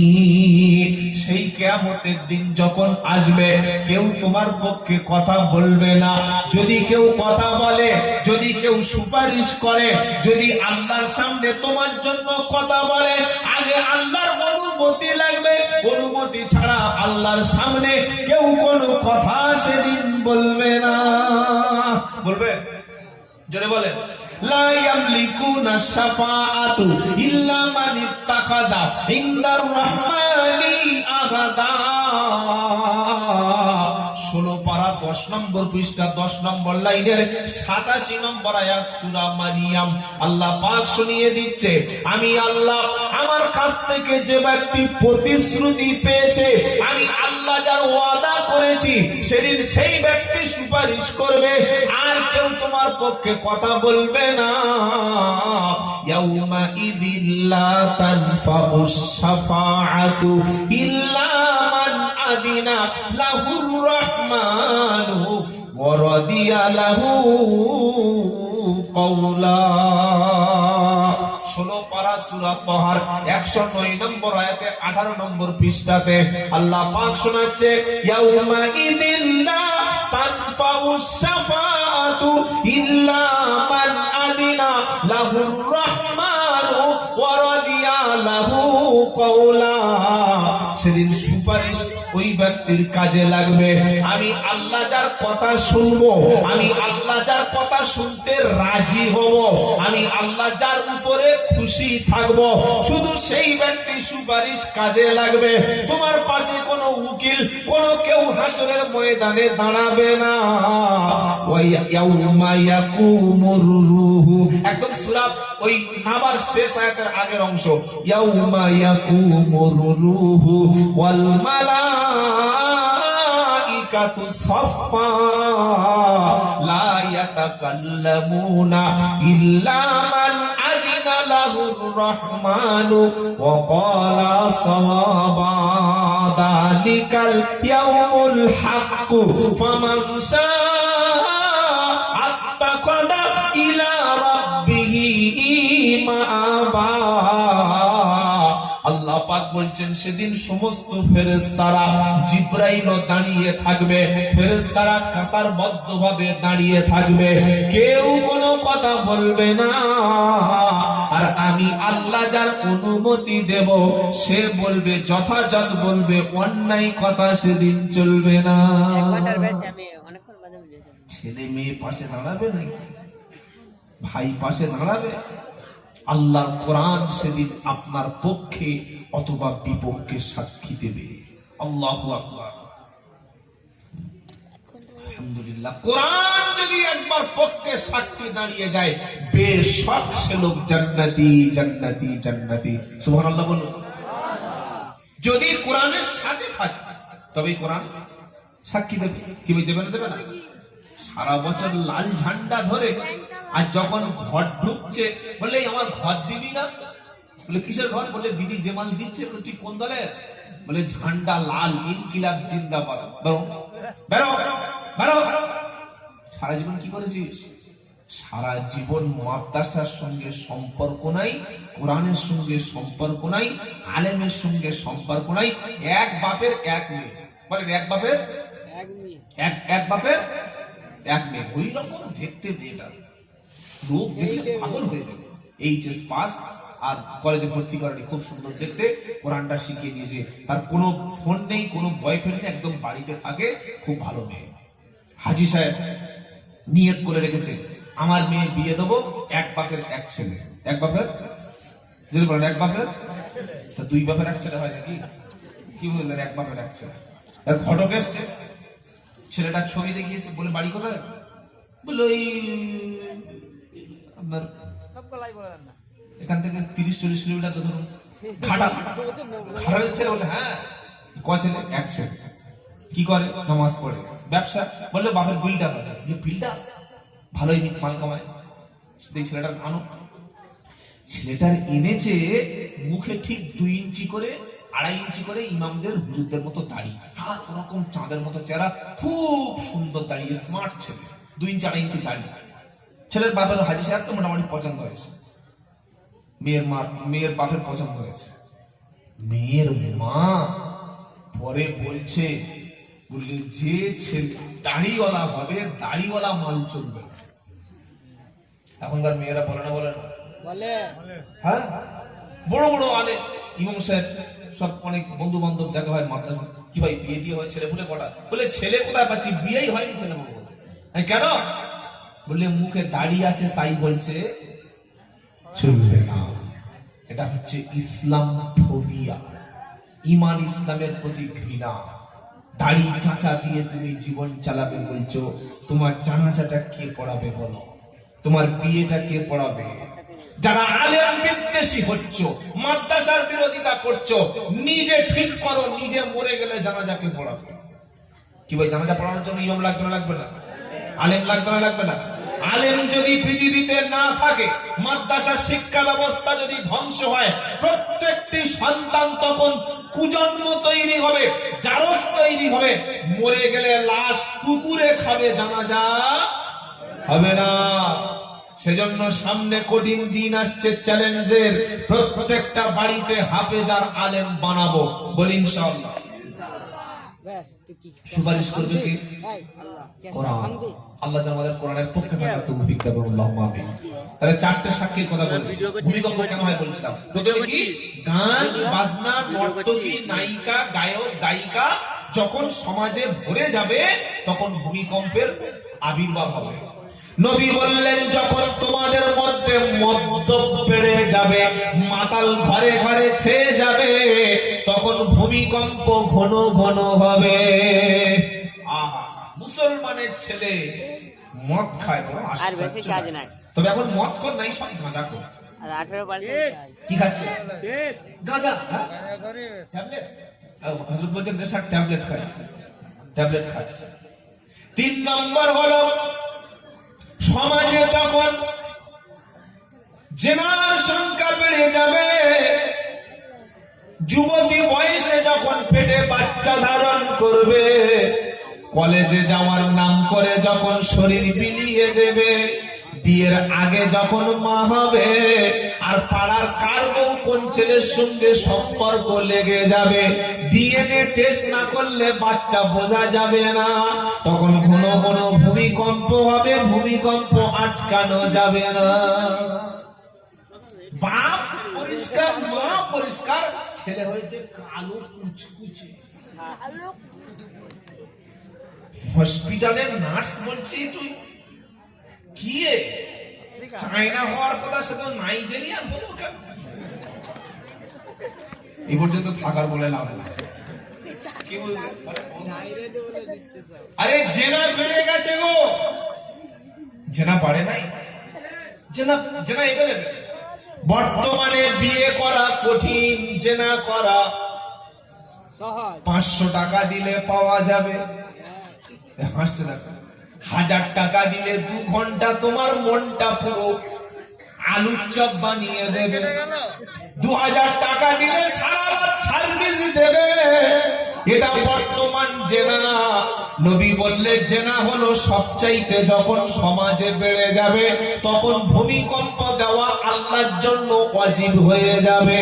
এই জেনার হাত থেকে বাঁচানোর জন্য একটাই কাজ আছে, সেটা হলো নবীর সুন্নাত অনুযায়ী বিয়ের ব্যবস্থা করা। ইসলাম সবচাইতে বিয়েকে সহজ করে দিয়েছে। মোহরানা দিয়ে দাও, তুমি 4 জন 5 জন বরযাত্রী নিয়ে জুমার দিন মসজিদে বিয়ে করো, 4 থেকে 5 জন যেন যেও না। বিয়ে যখন হয়ে গেল, মেয়েটাকে নগদ মোহরানা দিয়ে নিয়ে চলে এসো, তারপরের দিন ওলিমা করে সবাইকে খাওয়াও। সমাজে জেনা ব্যভিচারও তখন কমে যাবে। কথা মনে থাকবে ইনশাআল্লাহ। ইনশাআল্লাহ।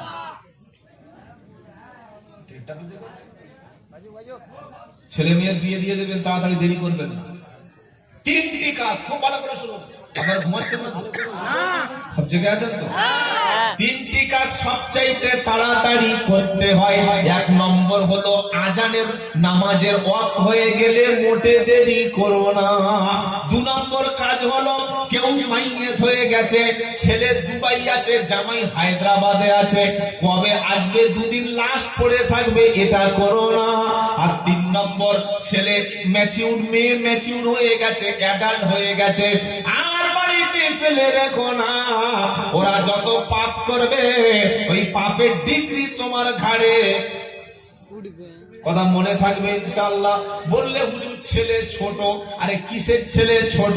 23 বছর 24 বছর হয়ে গেছে, ছেলে ছোট।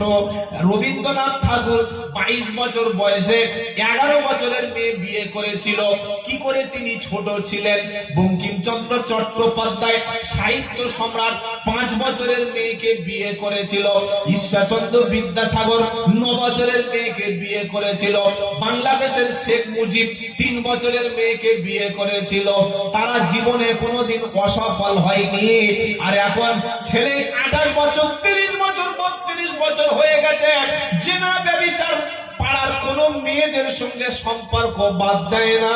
বাপ বলছে ছেলে এখন নিজের পায়ে দাঁড়াতে পারে না, ও নিজের পায়ে দাঁড়াতে দাঁড়াতে কখন কাজ হয়ে পড়ে যাবে বুঝতে পাবে না। এ বাবাজিরা, তাই কোরআন শুনিয়ে দিল। নবী পাক সাল্লাল্লাহু আলাইহি সাল্লাম বলল, যখন গান বাজনা বাড়বে, মাতালের মদ্যপ যখন বেড়ে যাবে, আর সমাজের জেনা ব্যভিচার যখন এভেলেবেল হয়ে যাবে, তখন ভূমিকম্প দেওয়া আল্লাহর জন্য বাধ্যতামূলক হয়ে যাবে। তাই কোরআন শোনাচ্ছে, ইদা জুলজিলাতিল আরদু জিলজালাহা, যখন পৃথিবী ভূমিকম্পে প্রকম্পিত হবে, ও আখরাজাতিল আরদু আসকালাহা, পৃথিবীর ভিতর থেকে ভারী ভারী মূল্যবান বস্তুগুলো বার হবে। স্বর্ণ, লোহা, তামা, পিতল, কেরোসিন, পেট্রোল, খনিজ সম্পদ, সব তো পৃথিবীর খনিজ সম্পদ মাটির ভিতরে আছে। সবগুলি যখন কিয়ামতের দিন পৃথিবী তার ভারী ভারী বস্তুগুলো ছুঁড়ে ছুঁড়ে ফেলে দেবে, পৃথিবীর ভিতরে যে মাইয়েত গুলো কবরে আছে, কিয়ামতের দিন মাইয়েত গুলো ছুঁড়ে ছুঁড়ে ফেলে দেবে। ওয়াকালাল ইনসানু মা লাহা সেদিন বলবে পৃথিবীর কি হলো? আল্লাহ বলবেন বিআন্না রাব্বাকা আওহালাহা, এগুলো আল্লাহর নির্দেশে হচ্ছে। ইয়াউমা ইদিন তুহাদ্দিসু আখবারাহা, পৃথিবীর উপরে যা যা ঘটেছে সব খবর সেদিন পৃথিবী বলে দেবে। আমরা যেখানে যেখানে সেজদা দিয়েছি ভাই, এই সেজদার জমিনগুলি সেদিন আমাদের পক্ষে সাক্ষী দেবে। সুবহানাল্লাহ। এই যে আপনারা বসে আছেন না প্রচন্ড ঠান্ডায়, আমার সত্যি বলতে শরীর খুব অসুস্থ আজকে। মানে আমি পুরো সেই বাড়ি থেকে বার হয়েছি যখন, পুরো রাস্তাটাই গাড়িতে শুয়ে শুয়ে পিছনের সিটে এসেছি, প্রচন্ড জ্বর। আমি দেশে শুয়েছিলাম, হযরত আমাকে আনলেন। আমি তো ভেবেছি যে অসুস্থ মানুষ, আজকে আর কথা বলতে পারবো না। মনে মনে দোয়া চাইলাম, আল্লাহ এতগুলো মানুষ বসে আছে, যেন অন্তত তাদেরকে মাহরুম করে দিও না, শরীরটাকে একটু সুস্থ করে দাও। বলে একটা ওষুধ খেয়ে ফেললাম। সুস্থতার মালিক কে? আল্লাহ। বাচ্চা দেওয়ার মালিক কে? আল্লাহ। স্বাস্থ্য সুস্থ থেকে মানুষকে আরো উন্নত করে দেওয়ার মালিক কে? আর পীর সাহেবের ক্ষমতা কি আছে? কবরে যিনি আছেন, আপনাদের এলাকায় এমনও পীর আছে, আমি পড়ে তাড়া খেয়েছি কেস করে গত 2 বছর আগে। এমনও পীর আছে, আমরা কোনো হাক্কানি পীরের বিরোধিতা করি না, আল্লাহি আল্লাহর কসম। যারা কোরআন সুন্নাহ মেনে চলে ওই পীরগুলিকে আমরা শ্রদ্ধা করি, ভালোবাসি। কি বলছেন আপনারা? এমনও পীর আছে মহিলাদেরকে দিয়ে পাটে পায়। হ্যাঁ ঠিক। কার বিবি? তোমার বিবি তোমার পা টিপবে, তো অন্য লোকের বিবি তুমি পাটে পাচ্ছ কেন? পীর সাহেব এসে দুটো পা এখন দিয়ে শুয়ে আছে, আর মেয়েরা পা টিপতে টিপতে এই পর্যন্ত। কি হলো? বললে পা টিপছে। বলছে টিপতে দিও না, আরো অনেক কিছু হয়ে যাবে। একজন বেগানা নারী একজন পুরুষের পায়ে হাত দিয়ে পা টিপবে, সে কোনোদিন পীর হতে পারে না। পুরুলিয়া আছে, নামাজ পড়ে না পীর, একক নামাজ পড়ে না। বললে কেন? বললে আল্লাহর নবী সাল্লাল্লাহু আলাইহি ওয়াসাল্লাম মিরাজে যাওয়ার আগে নামাজ পড়েছিলেন। যুক্তিতে কি রিজনিং? আল্লাহর নবী সাল্লাল্লাহু আলাইহি ওয়াসাল্লামের উপরে নামাজ তো তখন ফরজ হয়নি, শরীয়ত ইনকমপ্লিট ছিল। কিন্তু আল-ইয়াউমা আকমালতু লাকুম দীনাকুম, এই আয়াত নাযিল হওয়ার পরে নবী সাল্লাল্লাহু আলাইহি ওয়াসাল্লাম নামাজ কাজা করেছিলেন? সাহাবারা নামাজ ছেড়ে দিয়েছিলেন? না। নামাজ যার নেই সে পীর হওয়ার যোগ্য নয়, শুধু মুসলমানই নয়। কি বলছেন আপনারা? আমার বাড়ি দক্ষিণ 24 পরগনা, বারাইপুর চাম্পাহাটি। আমার বাড়ির পাশে রয়েছে ঘুটিয়ারি শরীফের একটা মাজার। সেখানে আমার সঙ্গে চলুন, আপনাকে দেখাবো। গাঁজা খেতে খেতে গোপলা। কি হলো এটা? বললে যে যত বেশি গাঁজা খাবে তত বেশি তার মধ্যে মোহাম্মত তৈরি হবে। পীরের মোহাম্মদ। চিন্তা করতে পারছেন? এটা হারাম, নেশা। মুসলমানের সম্পর্ক মাজারের সাথে নয়, মুসলমানের সম্পর্ক মসজিদের সাথে। ইনশাআল্লাহ ইনশাআল্লাহ। মাজারে যিনি আছেন তিনি পীর, তিনি ওলি, তিনি হাক্কানি আলেম, তার কবর জিয়ারত করুন। সেখানে গিয়ে আল্লাহর কাছে, সেখানে শুধু যদি কেউ মাজারে যান, আসসালামু আলাইকুম ইয়া হালাল করুন, ব্যাস সম্পর্ক শেষ।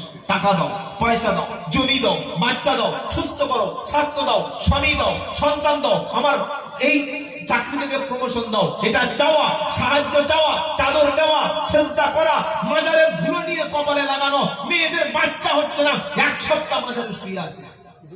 কেন? বললে মাজারে গেলে আবার দেখি পাথর ঝোলাচ্ছে। মাজারের পাশে গাছ আছে না, ওই গাছে ভালো বড় ভারী ভারী পাথর ঝোলাচ্ছে। কিসের জন্য? বললো ওই পাথরটা যেমন ভারী হচ্ছে, পেটটাও ভারী হয়ে বাচ্চা। হোয়াট? কি রিজনিং? যুক্তি দেখো। এই সিস্টেম ইসলামে নাই। দোয়া করতে হয়, রব্বি হাবলি মিনাস সলিহিন। এটা সন্তান চাওয়ার দোয়া। কিসের দোয়া? বলেন রব্বি হাবলি মিনাস সলিহিন।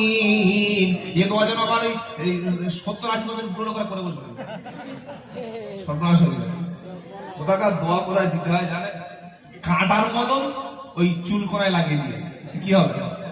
যাদের বাচ্চা হয় না, কাঁদুন আল্লাহকে, ওগো রব্বুল আলামিন, মাওলায়ে কারীম, তুমি যাকে খুশি সন্তান দাও, ইয়াহাবু লিমান ইয়াশাউ ইনাসা ويهب لمن يشاء الذكور أو يزودهم ذكرانا وإناثا ويجعل من يشاء عقيما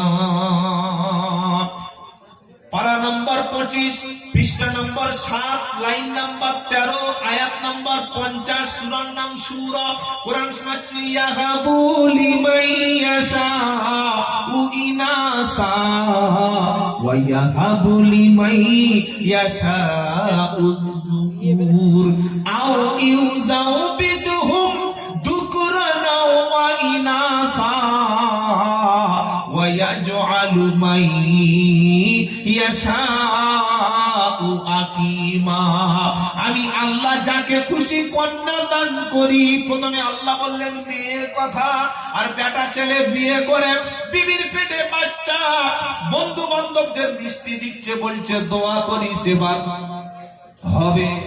বাচ্চা যখন হলো স্বামীর মুখটা চুনকালি পড়ে গেল, বাংলা 5-এর মতো মুখ। বললাম সেলিম ভাই বাচ্চা হবে মিষ্টি কই? বললে ভাই চেয়েছিলাম যা তা হলো না।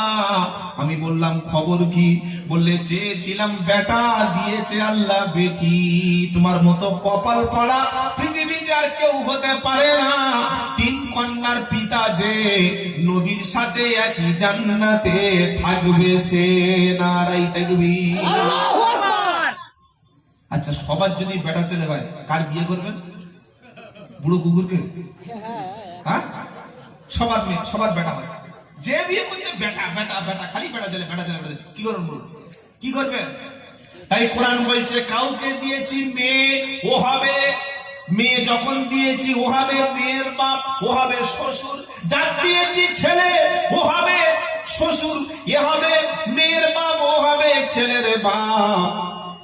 আবার আমি আল্লাহ কাউকে বেটা বেটি দুটোই দিই। ওয়ায়াজআলু মান ইয়াশাউ আকিমা। আবার কাউকে ছেলে মেয়ে কিছুই আমি দিই না। তবে চাইতে হবে আল্লাহর কাছে, কবরে মাজারে আস্তানায় খাজার কাছে যেন চেও না। মনে থাকবে ইনশাআল্লাহ? ইনশাআল্লাহ। বিশেষ করে মায়েরা এই শিরকের মধ্যে বেশিরভাগ তারা মুবতালা হয়ে যায়। কবর দেখলে, মাজার দেখলে, পীর দেখলে, দরগা দেখলে, আস্তানা দেখলে, আরে চাইতে হবে আল্লাহর কাছে। আমরা প্রত্যেক নামাজে বলি কি, ইয়্যাকা না'বুদু ওয়া ইয়্যাকা নাস্তাঈন। আল্লাহ শুধু তোমারই কাছে সাহায্য চাই, তোমারই ইবাদত করি আর তোমার কাছে সাহায্য চাই।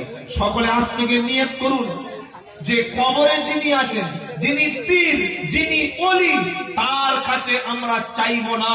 আপনি কোন কবরে সেজদা করলেন, মান্নত করলেন, সেখানে খাসি দিলেন, মোরগ দিলেন, সেখানকার ধুলো কবরে লাগালেন, কবরওয়ালার কাছে চাইলেন, সঙ্গে সঙ্গে কাফের হয়ে গেলেন, সঙ্গে সঙ্গে মুশরিক হয়ে গেলেন, সঙ্গে সঙ্গে বেঈমান হয়ে গেলেন।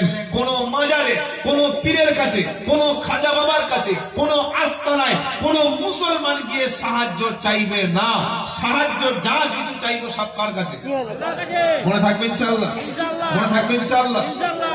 সন্তান দেওয়ার মালিক আল্লাহ, সুস্থ করে দেওয়ার মালিক আল্লাহ, আমার চাকরির প্রমোশন করে দেওয়ার মালিক আল্লাহ। প্রত্যেকটা পীরের মাজারের পাশে গিয়ে দেখবেন 8টা 10টা 20টা করে ফকির থালা নিয়ে বসে আছে। কি আছে না? নাই? এই ভারতবর্ষের জমিনে যাকে বলা হয় খাজা মঈনুদ্দিন চিশতি, খাজা বাবা মঈনুদ্দিন চিশতি একজন হাক্কানি আলেম। তো আজমিরে গিয়ে দেখবেন ওই আজমিরের কবরের পাশে, মাজারের পাশে অনেকগুলো ফকির সাহেব হাতে প্লেট নিয়ে বসে আছে। আছে না নাই? কেউ খোড়া, কেউ লুলু, কেউ হ্যান্ডিক্যাপ, আর যে যাচ্ছে আল্লাহকে নামস্তে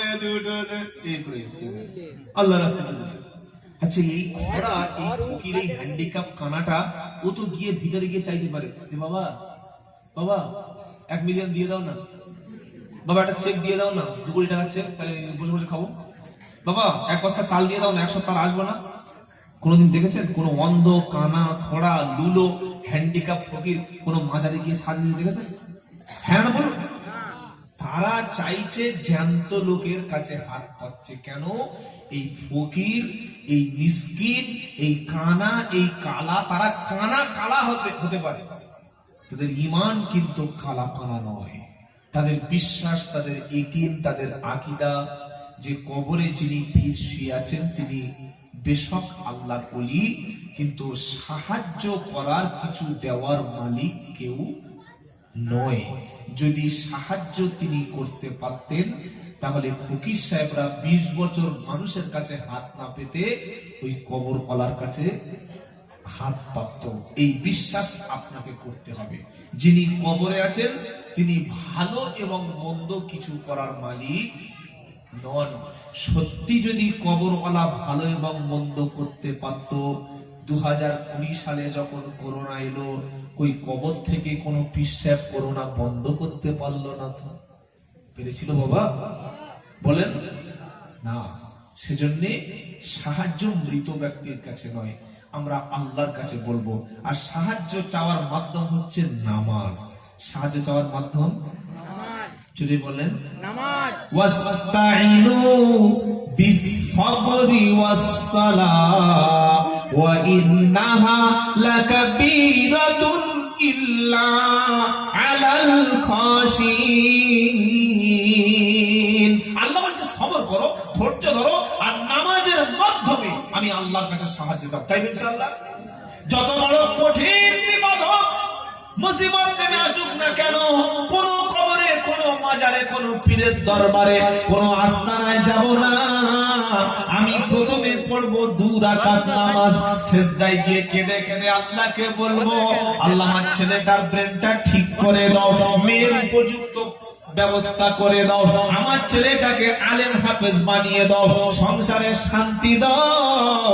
বান্দা যখন আল্লাহর কাছে সাহায্য চায় তো কোরআন শোনাচ্ছে, ওয়া ইদা সাআলাকা ইবাদি আন্নী ফাইন্নী করিব উজিবু দাওয়াতাদ দাঈ ইদা দাআনি ফালইস্তাজিবুলি ওয়াল ইউমিনু বি লাআল্লাহুম ইয়ারশুদুন। দ্বিতীয় পারা সূরা বাকারার 186 নম্বর আয়াতে আল্লাহ বলছেন, নবী আমার বান্দা আমার সম্পর্কে যখন তোমার কাছে জিজ্ঞাসা করে আল্লাহ কত দূর আছে বলো, নবী তুমি বলো আন্নী ফাইন্নী করিব, আল্লাহ একেবারে বান্দার কাছাকাছি। এবার বান্দা বলল, আল্লাহ কত দূর? চন্দ্রকোনা রোডে, না চন্দ্রকোনা মোড়ে, নাকি ঘাটালে, না কেশপুরে, না গড়বাতা, না শালবনী, না আরামবাগে, না বর্ধমানে, না মেচেদা? কোথায় আছো বলো, কত দূর আছো বলো? কোরআন শোনাচ্ছে, ওয়া নাহনু আকরাবু ইলাইহি মিন হাবলিল ওয়ারিদ। ও বান্দা, তোমার যে ঘাড়ের শিরা আছে, স্পাইনাল কর্ড আছে, আমি আল্লাহ তারও চাইতে আরো বেশি কাছে আছি। ডাকো কার? কার ডাকবো? সকলে বলুন আল্লাহ। আল্লাহ আল্লাহ আল্লাহ, কি সুন্দর নাম, সুবহানাল্লাহ। আল্লাহু আকবার, জোরে বলেন আল্লাহু আকবার, আরো জোরে আল্লাহু আকবার। আল্লাহ ডাকুন, একবার আল্লাহ বলবেন 70 বার সাড়া দেবেন কে? আল্লাহ। আল্লাহ। মসজিদে আসুন, নামাজে আসুন, কোরআন ধরুন, ইসলামের মধ্যে আসুন, নাপাক থাকবেন না। মুসলমানের ছেলে পেশাব করে চলে যাচ্ছে, পানি নিচ্ছে না। ইস, আসরের সময় আপনাদের দাওয়াত তাবলীগের কাজ হয়? মসজিদের সাথীরা আসরের সময় এসে বলছে, ভাই তোমার নাম কি? বলছে আমার নাম পটল। হ্যাঁ, পটল। তা ঠিক আছে, পটল হোক আর বেগুন হোক, চলো মসজিদে যাই। বললে ঠিক আছে যেতাম, কিন্তু কাপড়টা একটু কি, কাপড়টা কি গো? কাপড়ে নাপাক। বেটা ছেলে কোনোদিন নাপাক হয়? নাপাক মেয়েরা হয়, বেটা ছেলে নাপাক কেন? তার মানে পেশাব করে পানি নেয়নি। আর যদি পেশাব করে পানি না নেয় সে তো নাপাক রয়ে গেল। এই কাপড়টা আপনি পেশাব করে মুছে নিয়েছেন, এই কাপড়টা আপনি পেশাব করে ওতে রেখে দিয়েছেন, ওটা ধুইতে আপনি ভুলে গেছেন। আপনার কবরে কত কঠিন আযাব হবে জানেন? আর কুকুর তো দেখে আপনার দেখে কুকুর বলছে ভাই তুই আমার কাছে আয়, আর তুই আমার ভাড়া চলে আয়। হ্যাঁ, আমিও পেশাব করি তুইও পেশাব করিস, আমিও দাঁড়িয়ে পেশাব করি তুইও দাঁড়িয়ে পেশাব করিস, আমি পানি নিই না তুইও পানি নিস না, আমি নামাজ পড়ি না তুই নামাজ পড়িস না, আমিও আল্লাহর জিকির, আমিও ওই ওযু করি না তুইও ওযু করিস না, আমিও গোসল করি না তুইও গোসল করি না, তুই আর আমি তো ভাই ভাই। আমরা মুসলমান না আমরা কুকুর? জোরে বলো। সকল যুবক ছেলেদের বলছি পেশাব করে পানি নেবো, বলো ইনশাআল্লাহ। ইনশাআল্লাহ। নতুন বিয়ে করে শীতকালে শ্বশুর বাড়ি গিয়েছে, এক সপ্তাহ গা ধুইনি। হ্যাঁ, পাড়ার মেয়েরা বলছে হ্যাঁ গো তোমার মেয়ে বিয়ে দিয়েছো হিসলে না ও বেটা ছেলে, আমার কথা বলে তো বলছে কোনোদিন কাউকে গোসলখানায় দেখলো না। জুমার দিন শ্বশুর বাড়ি গেছে, সকাল থেকে বিকাল 2টা পর্যন্ত বিবি নিয়ে ঘরে বসে আছে, পাশে মসজিদ নামাজ পড়তে যায়। শ্বশুর জুমার নামাজ পড়ে এসে বলছে সকিনা, ও সকিনা জামাই কই? বলে জামাই শরীর খারাপ। জুমার নামাজ পড়তে যাবে বাড়ির পাশে মসজিদ, শরীর খারাপ। সকলে পবিত্র হন, যে কোনো মুহূর্তে মৃত্যু এসে তুলে নিয়ে চলে যাবে, ঠেকাতে পারবেন না। যে কোনো মুহূর্তে ডাক এসে যাবে। এই আজলাই আসার আগে ফোন করবে, হ্যালো আমি যাচ্ছি, রেডি অবশ্যই করবে। বলছেন না কেন? আজরাইল আসার আগে ফোনের কল আসবে না, মেসেজ করবে না, মসজিদে এলান হবে না, কোনো খবর তুমি পাবে না। যে অবস্থায় আছো সে অবস্থায় চলো। কুল ইন্নাল মাউতাল্লাযী তাফিরুনা মিনহু ফাইন্নাহু মুলাকীকুম। 28 পারা সূরা জুমার 8 নম্বর আয়াতে 13 নম্বর পৃষ্ঠার প্রথম লাইনেতে আল্লাহ বলছে কুল ইন্নাল মাউতাল্লাযী তাফিরুনা মিনহু, যে মৃত্যু থেকে তুমি পালানোর চেষ্টা করছো, তুমি মরবে না বলে তুমি একদম সারা জীবন টাটকা থাকবে, জন থাকবে। 60 বছরের মুরব্বী মুসলমান চাচা এখনো পর্যন্ত গোপটা কলম করছে, চুল পেকে হয়েছে সাদা, চুলটা কলম করে করেছে কালো, যেন কেউ ধরতে না পারে মানটা বুড্ডা বুড্ডা। 40 বছরের ছেলে হবে বলে গোপে কলম করে দিয়েছে, এখনো নামাজ পড়লো না। আল্লাহ বলছে তুমি যে মৃত্যু থেকে পালানোর চেষ্টা করছো, ও মরণ থেকে তুমি পালাতে পারো না। আইনা মা তাকুনু ইদরিকুমুল মাউতু ওয়ালাউ কুনতুম ফি বুরুজিন মুশাইয়াদা। সূরা নিসার 83 নম্বর আয়াতে আল্লাহ পাক শুনিয়ে দিচ্ছে, সূরা নিসার মধ্যে আমার আল্লাহ পাক শুনিয়ে দিচ্ছে 57 নম্বর আয়াতে, এ বান্দা তুমি শোনো, তুমি যেখানে পালাও না কেন, বিশাল বড় যদি একটা দুর্গ তৈরি করো, বুলেট প্রুফ গাড়ি, প্রধানমন্ত্রী, প্রধান বিচারপতি এবং জেট ক্যাটাগরির নিরাপত্তা যারা পায় তাদের গাড়ি হলো বুলেট প্রুফ গাড়ি। গুলি করলে ওর ভিতরে কিন্তু গুলি ঢুকবে না। কিন্তু আল্লাহ বলছে শোনো, তুমি বুলেট প্রুফ ঘর তৈরি করো, বুলেট প্রুফ গাড়ি তৈরি করো, কেউ তোমাকে মারতে পারবে না। আমার মালাকুল মউত তোমার সঙ্গে গিয়ে তোমার ভিতর থেকে টেনে নিয়ে চলে আসবে, 1 সেকেন্ড তোমার সময় দেবে না। কুল্লু নাফসিন যায়িকাতুল মাউত ওয়া ইন্নামা তুওয়াফাউনা উজুরাকুম ইয়াওমাল কিয়ামাহ। সূরা আল ইমরানের 183 নম্বর আয়াতে আল্লাহ পাক শুনিয়ে দিলেন, বান্দা শুনে রাখো, প্রত্যেক নফসকে মৃত্যুর স্বাদটা কেমন টেস্ট করতে হবে। তুমি যেমন আমল করেছো তেমন ফল পাবে। তোমার উপরে আমি আল্লাহ কোনোদিন জুলুম করব না। খুব লাফাচ্ছ, শ্বশুরের কাছ থেকে বাইক নিয়ে আর শালিকে নিয়ে কোমর নিয়ে এখন চালাচ্ছে বাইক, পড়ে গিয়েছে, বাঁ পাটা ভেঙে হাড় পিছনে ঢুকে গিয়েছে, এরকম প্লাস্টার করে হসপিটালে বেঁধে রেখেছে, আর তার ভিতর থেকে আবার জিকির করছে আল্লাহ আল্লাহ আল্লাহ। নার্সের মেয়েরা বলছে দিস ইজ হসপিটাল, বলছে আল্লাহ আল্লাহ। এবার বাইক চালা, এবার দোলা আমার স্ট্যান্ড কর। হ্যাঁ স্ট্যান্ড করছে। আহা, ওই বাইকের যে নিচে যে ওই রড আছে না, রড ঝুলিয়ে দিয়ে আবার দেখি আগুন বার করছে, আর এরকম মোটা মোটা সাইলেন্সার পাইপ কেটে হাত করে দিয়েছে। কি হারামি চিন্তা। আচ্ছা আওয়াজ করছে ভটভট ভটভট ভটভট ভটভট, এরকম বদমাশ আছে না? কিসের অহংকার? কদিনের দুনিয়া। হসপিটালে গিয়ে দেখো কত রোগী ছটফট করছে, তুমি অহংকার করছো। হ্যাঁ, মেয়ে দেখলে আর বাইক চালিয়ে দিও। এগুলো করো না। সামান্য কয়েকটা সেকেন্ড, হায়াত মৌতের কোনো গ্যারান্টি নাই। এই আছি এই নাই, আপনারা কি বলছেন বলুন? এই আছি এই নাই। একসঙ্গে সকালে বসে চা খেয়েছে, 10টার সময় বলছে স্ট্রোক, মারা গেছে, যেতে পারে না। তার নাম হচ্ছে দুনিয়া, তার নাম হচ্ছে দুনিয়া। বাড়াবাড়ি করো না, সব সময় মৃত্যুকে স্মরণ করবো, বলুন ইনশাআল্লাহ। যে কোনো মুহূর্তে আসবে, এসে বসে চল। রেডি আছে? রেডি আছে না নাই? যখন জানাজার নামাজ হয়, জানাজার মাইয়াত চলে এসছে, সকলে দাঁড়িয়ে গেছে, যার জানাজার নামাজ হচ্ছে তিনি আর কিন্তু কোনো কথা বলতে পারছে না।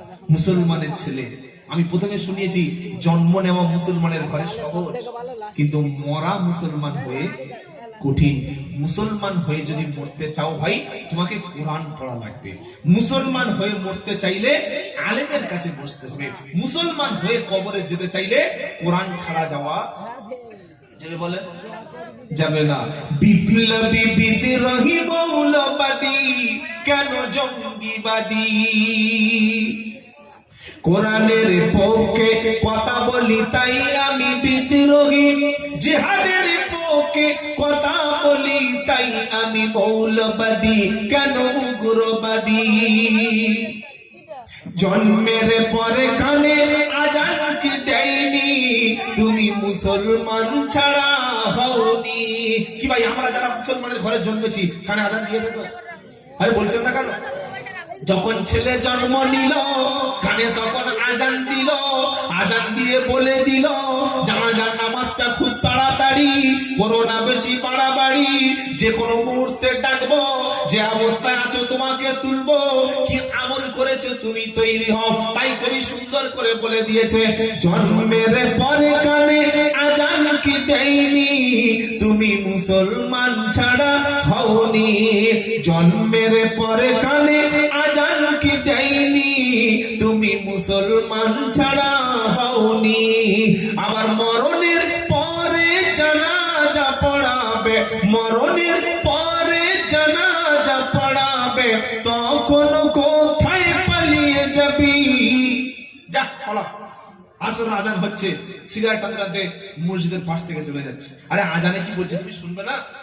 হাইয়া আলাস সালাহ, হাইয়া আলাস সালাহ,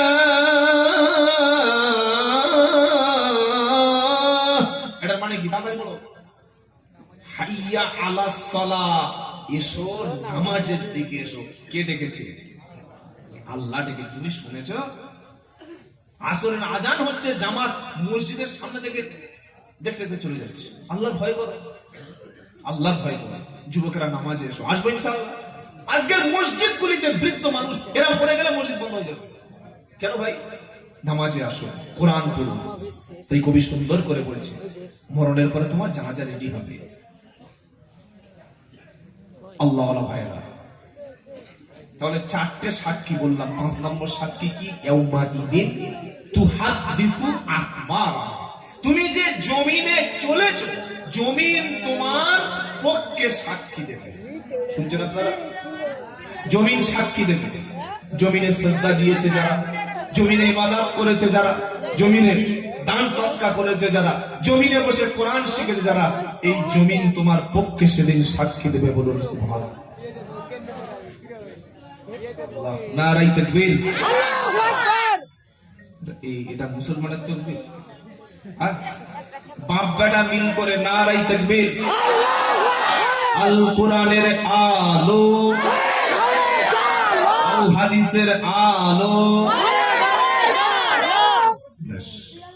হযরত চলে এসেছেন, আপনারা তার পরিচয় নতুন করে দেওয়ার দরকার নেই। মুফাসসিরে কোরআন বাংলার, যার কাছ থেকে আমরা কথা শিখেছি, আমার রুহানি উস্তাদ সমতুল্য আলেমে দ্বীন জনাব আলহাজ জয়নুল আবেদিন কাসিমি হাফেজাহুল্লাহ, তিনি এসে গেছেন। আল্লাহ পাক তাকে দিয়ে দিনের অনেক গুরুত্বপূর্ণ কথা বলাবেন। আমি গুনাহগার, অসুস্থ শরীরে, ভাঙা কণ্ঠে এতটুকু আল্লাহ বলাবে আমি বিশ্বাস করতে পারিনি। আল্লাহ বলিয়েছেন। আল্লাহ যেন আমাদের সবাইকে কথাগুলি মেনে নেওয়ার তৌফিক দেন। হযরত কথা বলবেন, আল্লাহ হযরতের সুস্থতা দান করুন, তার কাছ থেকে কোরআনের আরো সুমধুর কথা আমরা শুনবো। ওমা তৌফিক। এই চলে যাচ্ছে যাদের সুগার আছে আর প্রেসারের রোগ আছে শুধু তারাই উঠবেন। সুগার আর প্রেসার বাদে উঠবেন না, খবর দাও। সারা রাতের প্রোগ্রাম তো তাহলে এখন চলে গেলে ফজরের নামাজ পড়বেন কোথায়? হ্যাঁ 5টা, ঠিক আছে ইনশাআল্লাহ ফজরের নামাজ পড়ে যাবো ইনশাআল্লাহ। আরেকবার তাকবীর, নারায়ে তাকবীর, নারায়ে মাল দাঁড়াচ্ছে, ঠান্ডা খারাপ। জনাব মাওলানা জয়নুল আবেদিন কাসেমি সাহেব, নারায়ে তাকবীর, নারায়ে তাকবীর। আল কোরআনের আলো, নারায়ে তাকবীর। আসসালামু আলাইকুম ওয়া রাহমাতুল্লাহি ওয়া বারাকাতুহু। আল্লাহুম্মা সাল্লি আলা মুহাম্মাদ ওয়া আলা আলি মুহাম্মাদ কামা সাল্লাইতা আলা ইব্রাহিম। সকলে দরুদ পড়ি। শ্রদ্ধেয় সম্মানীয়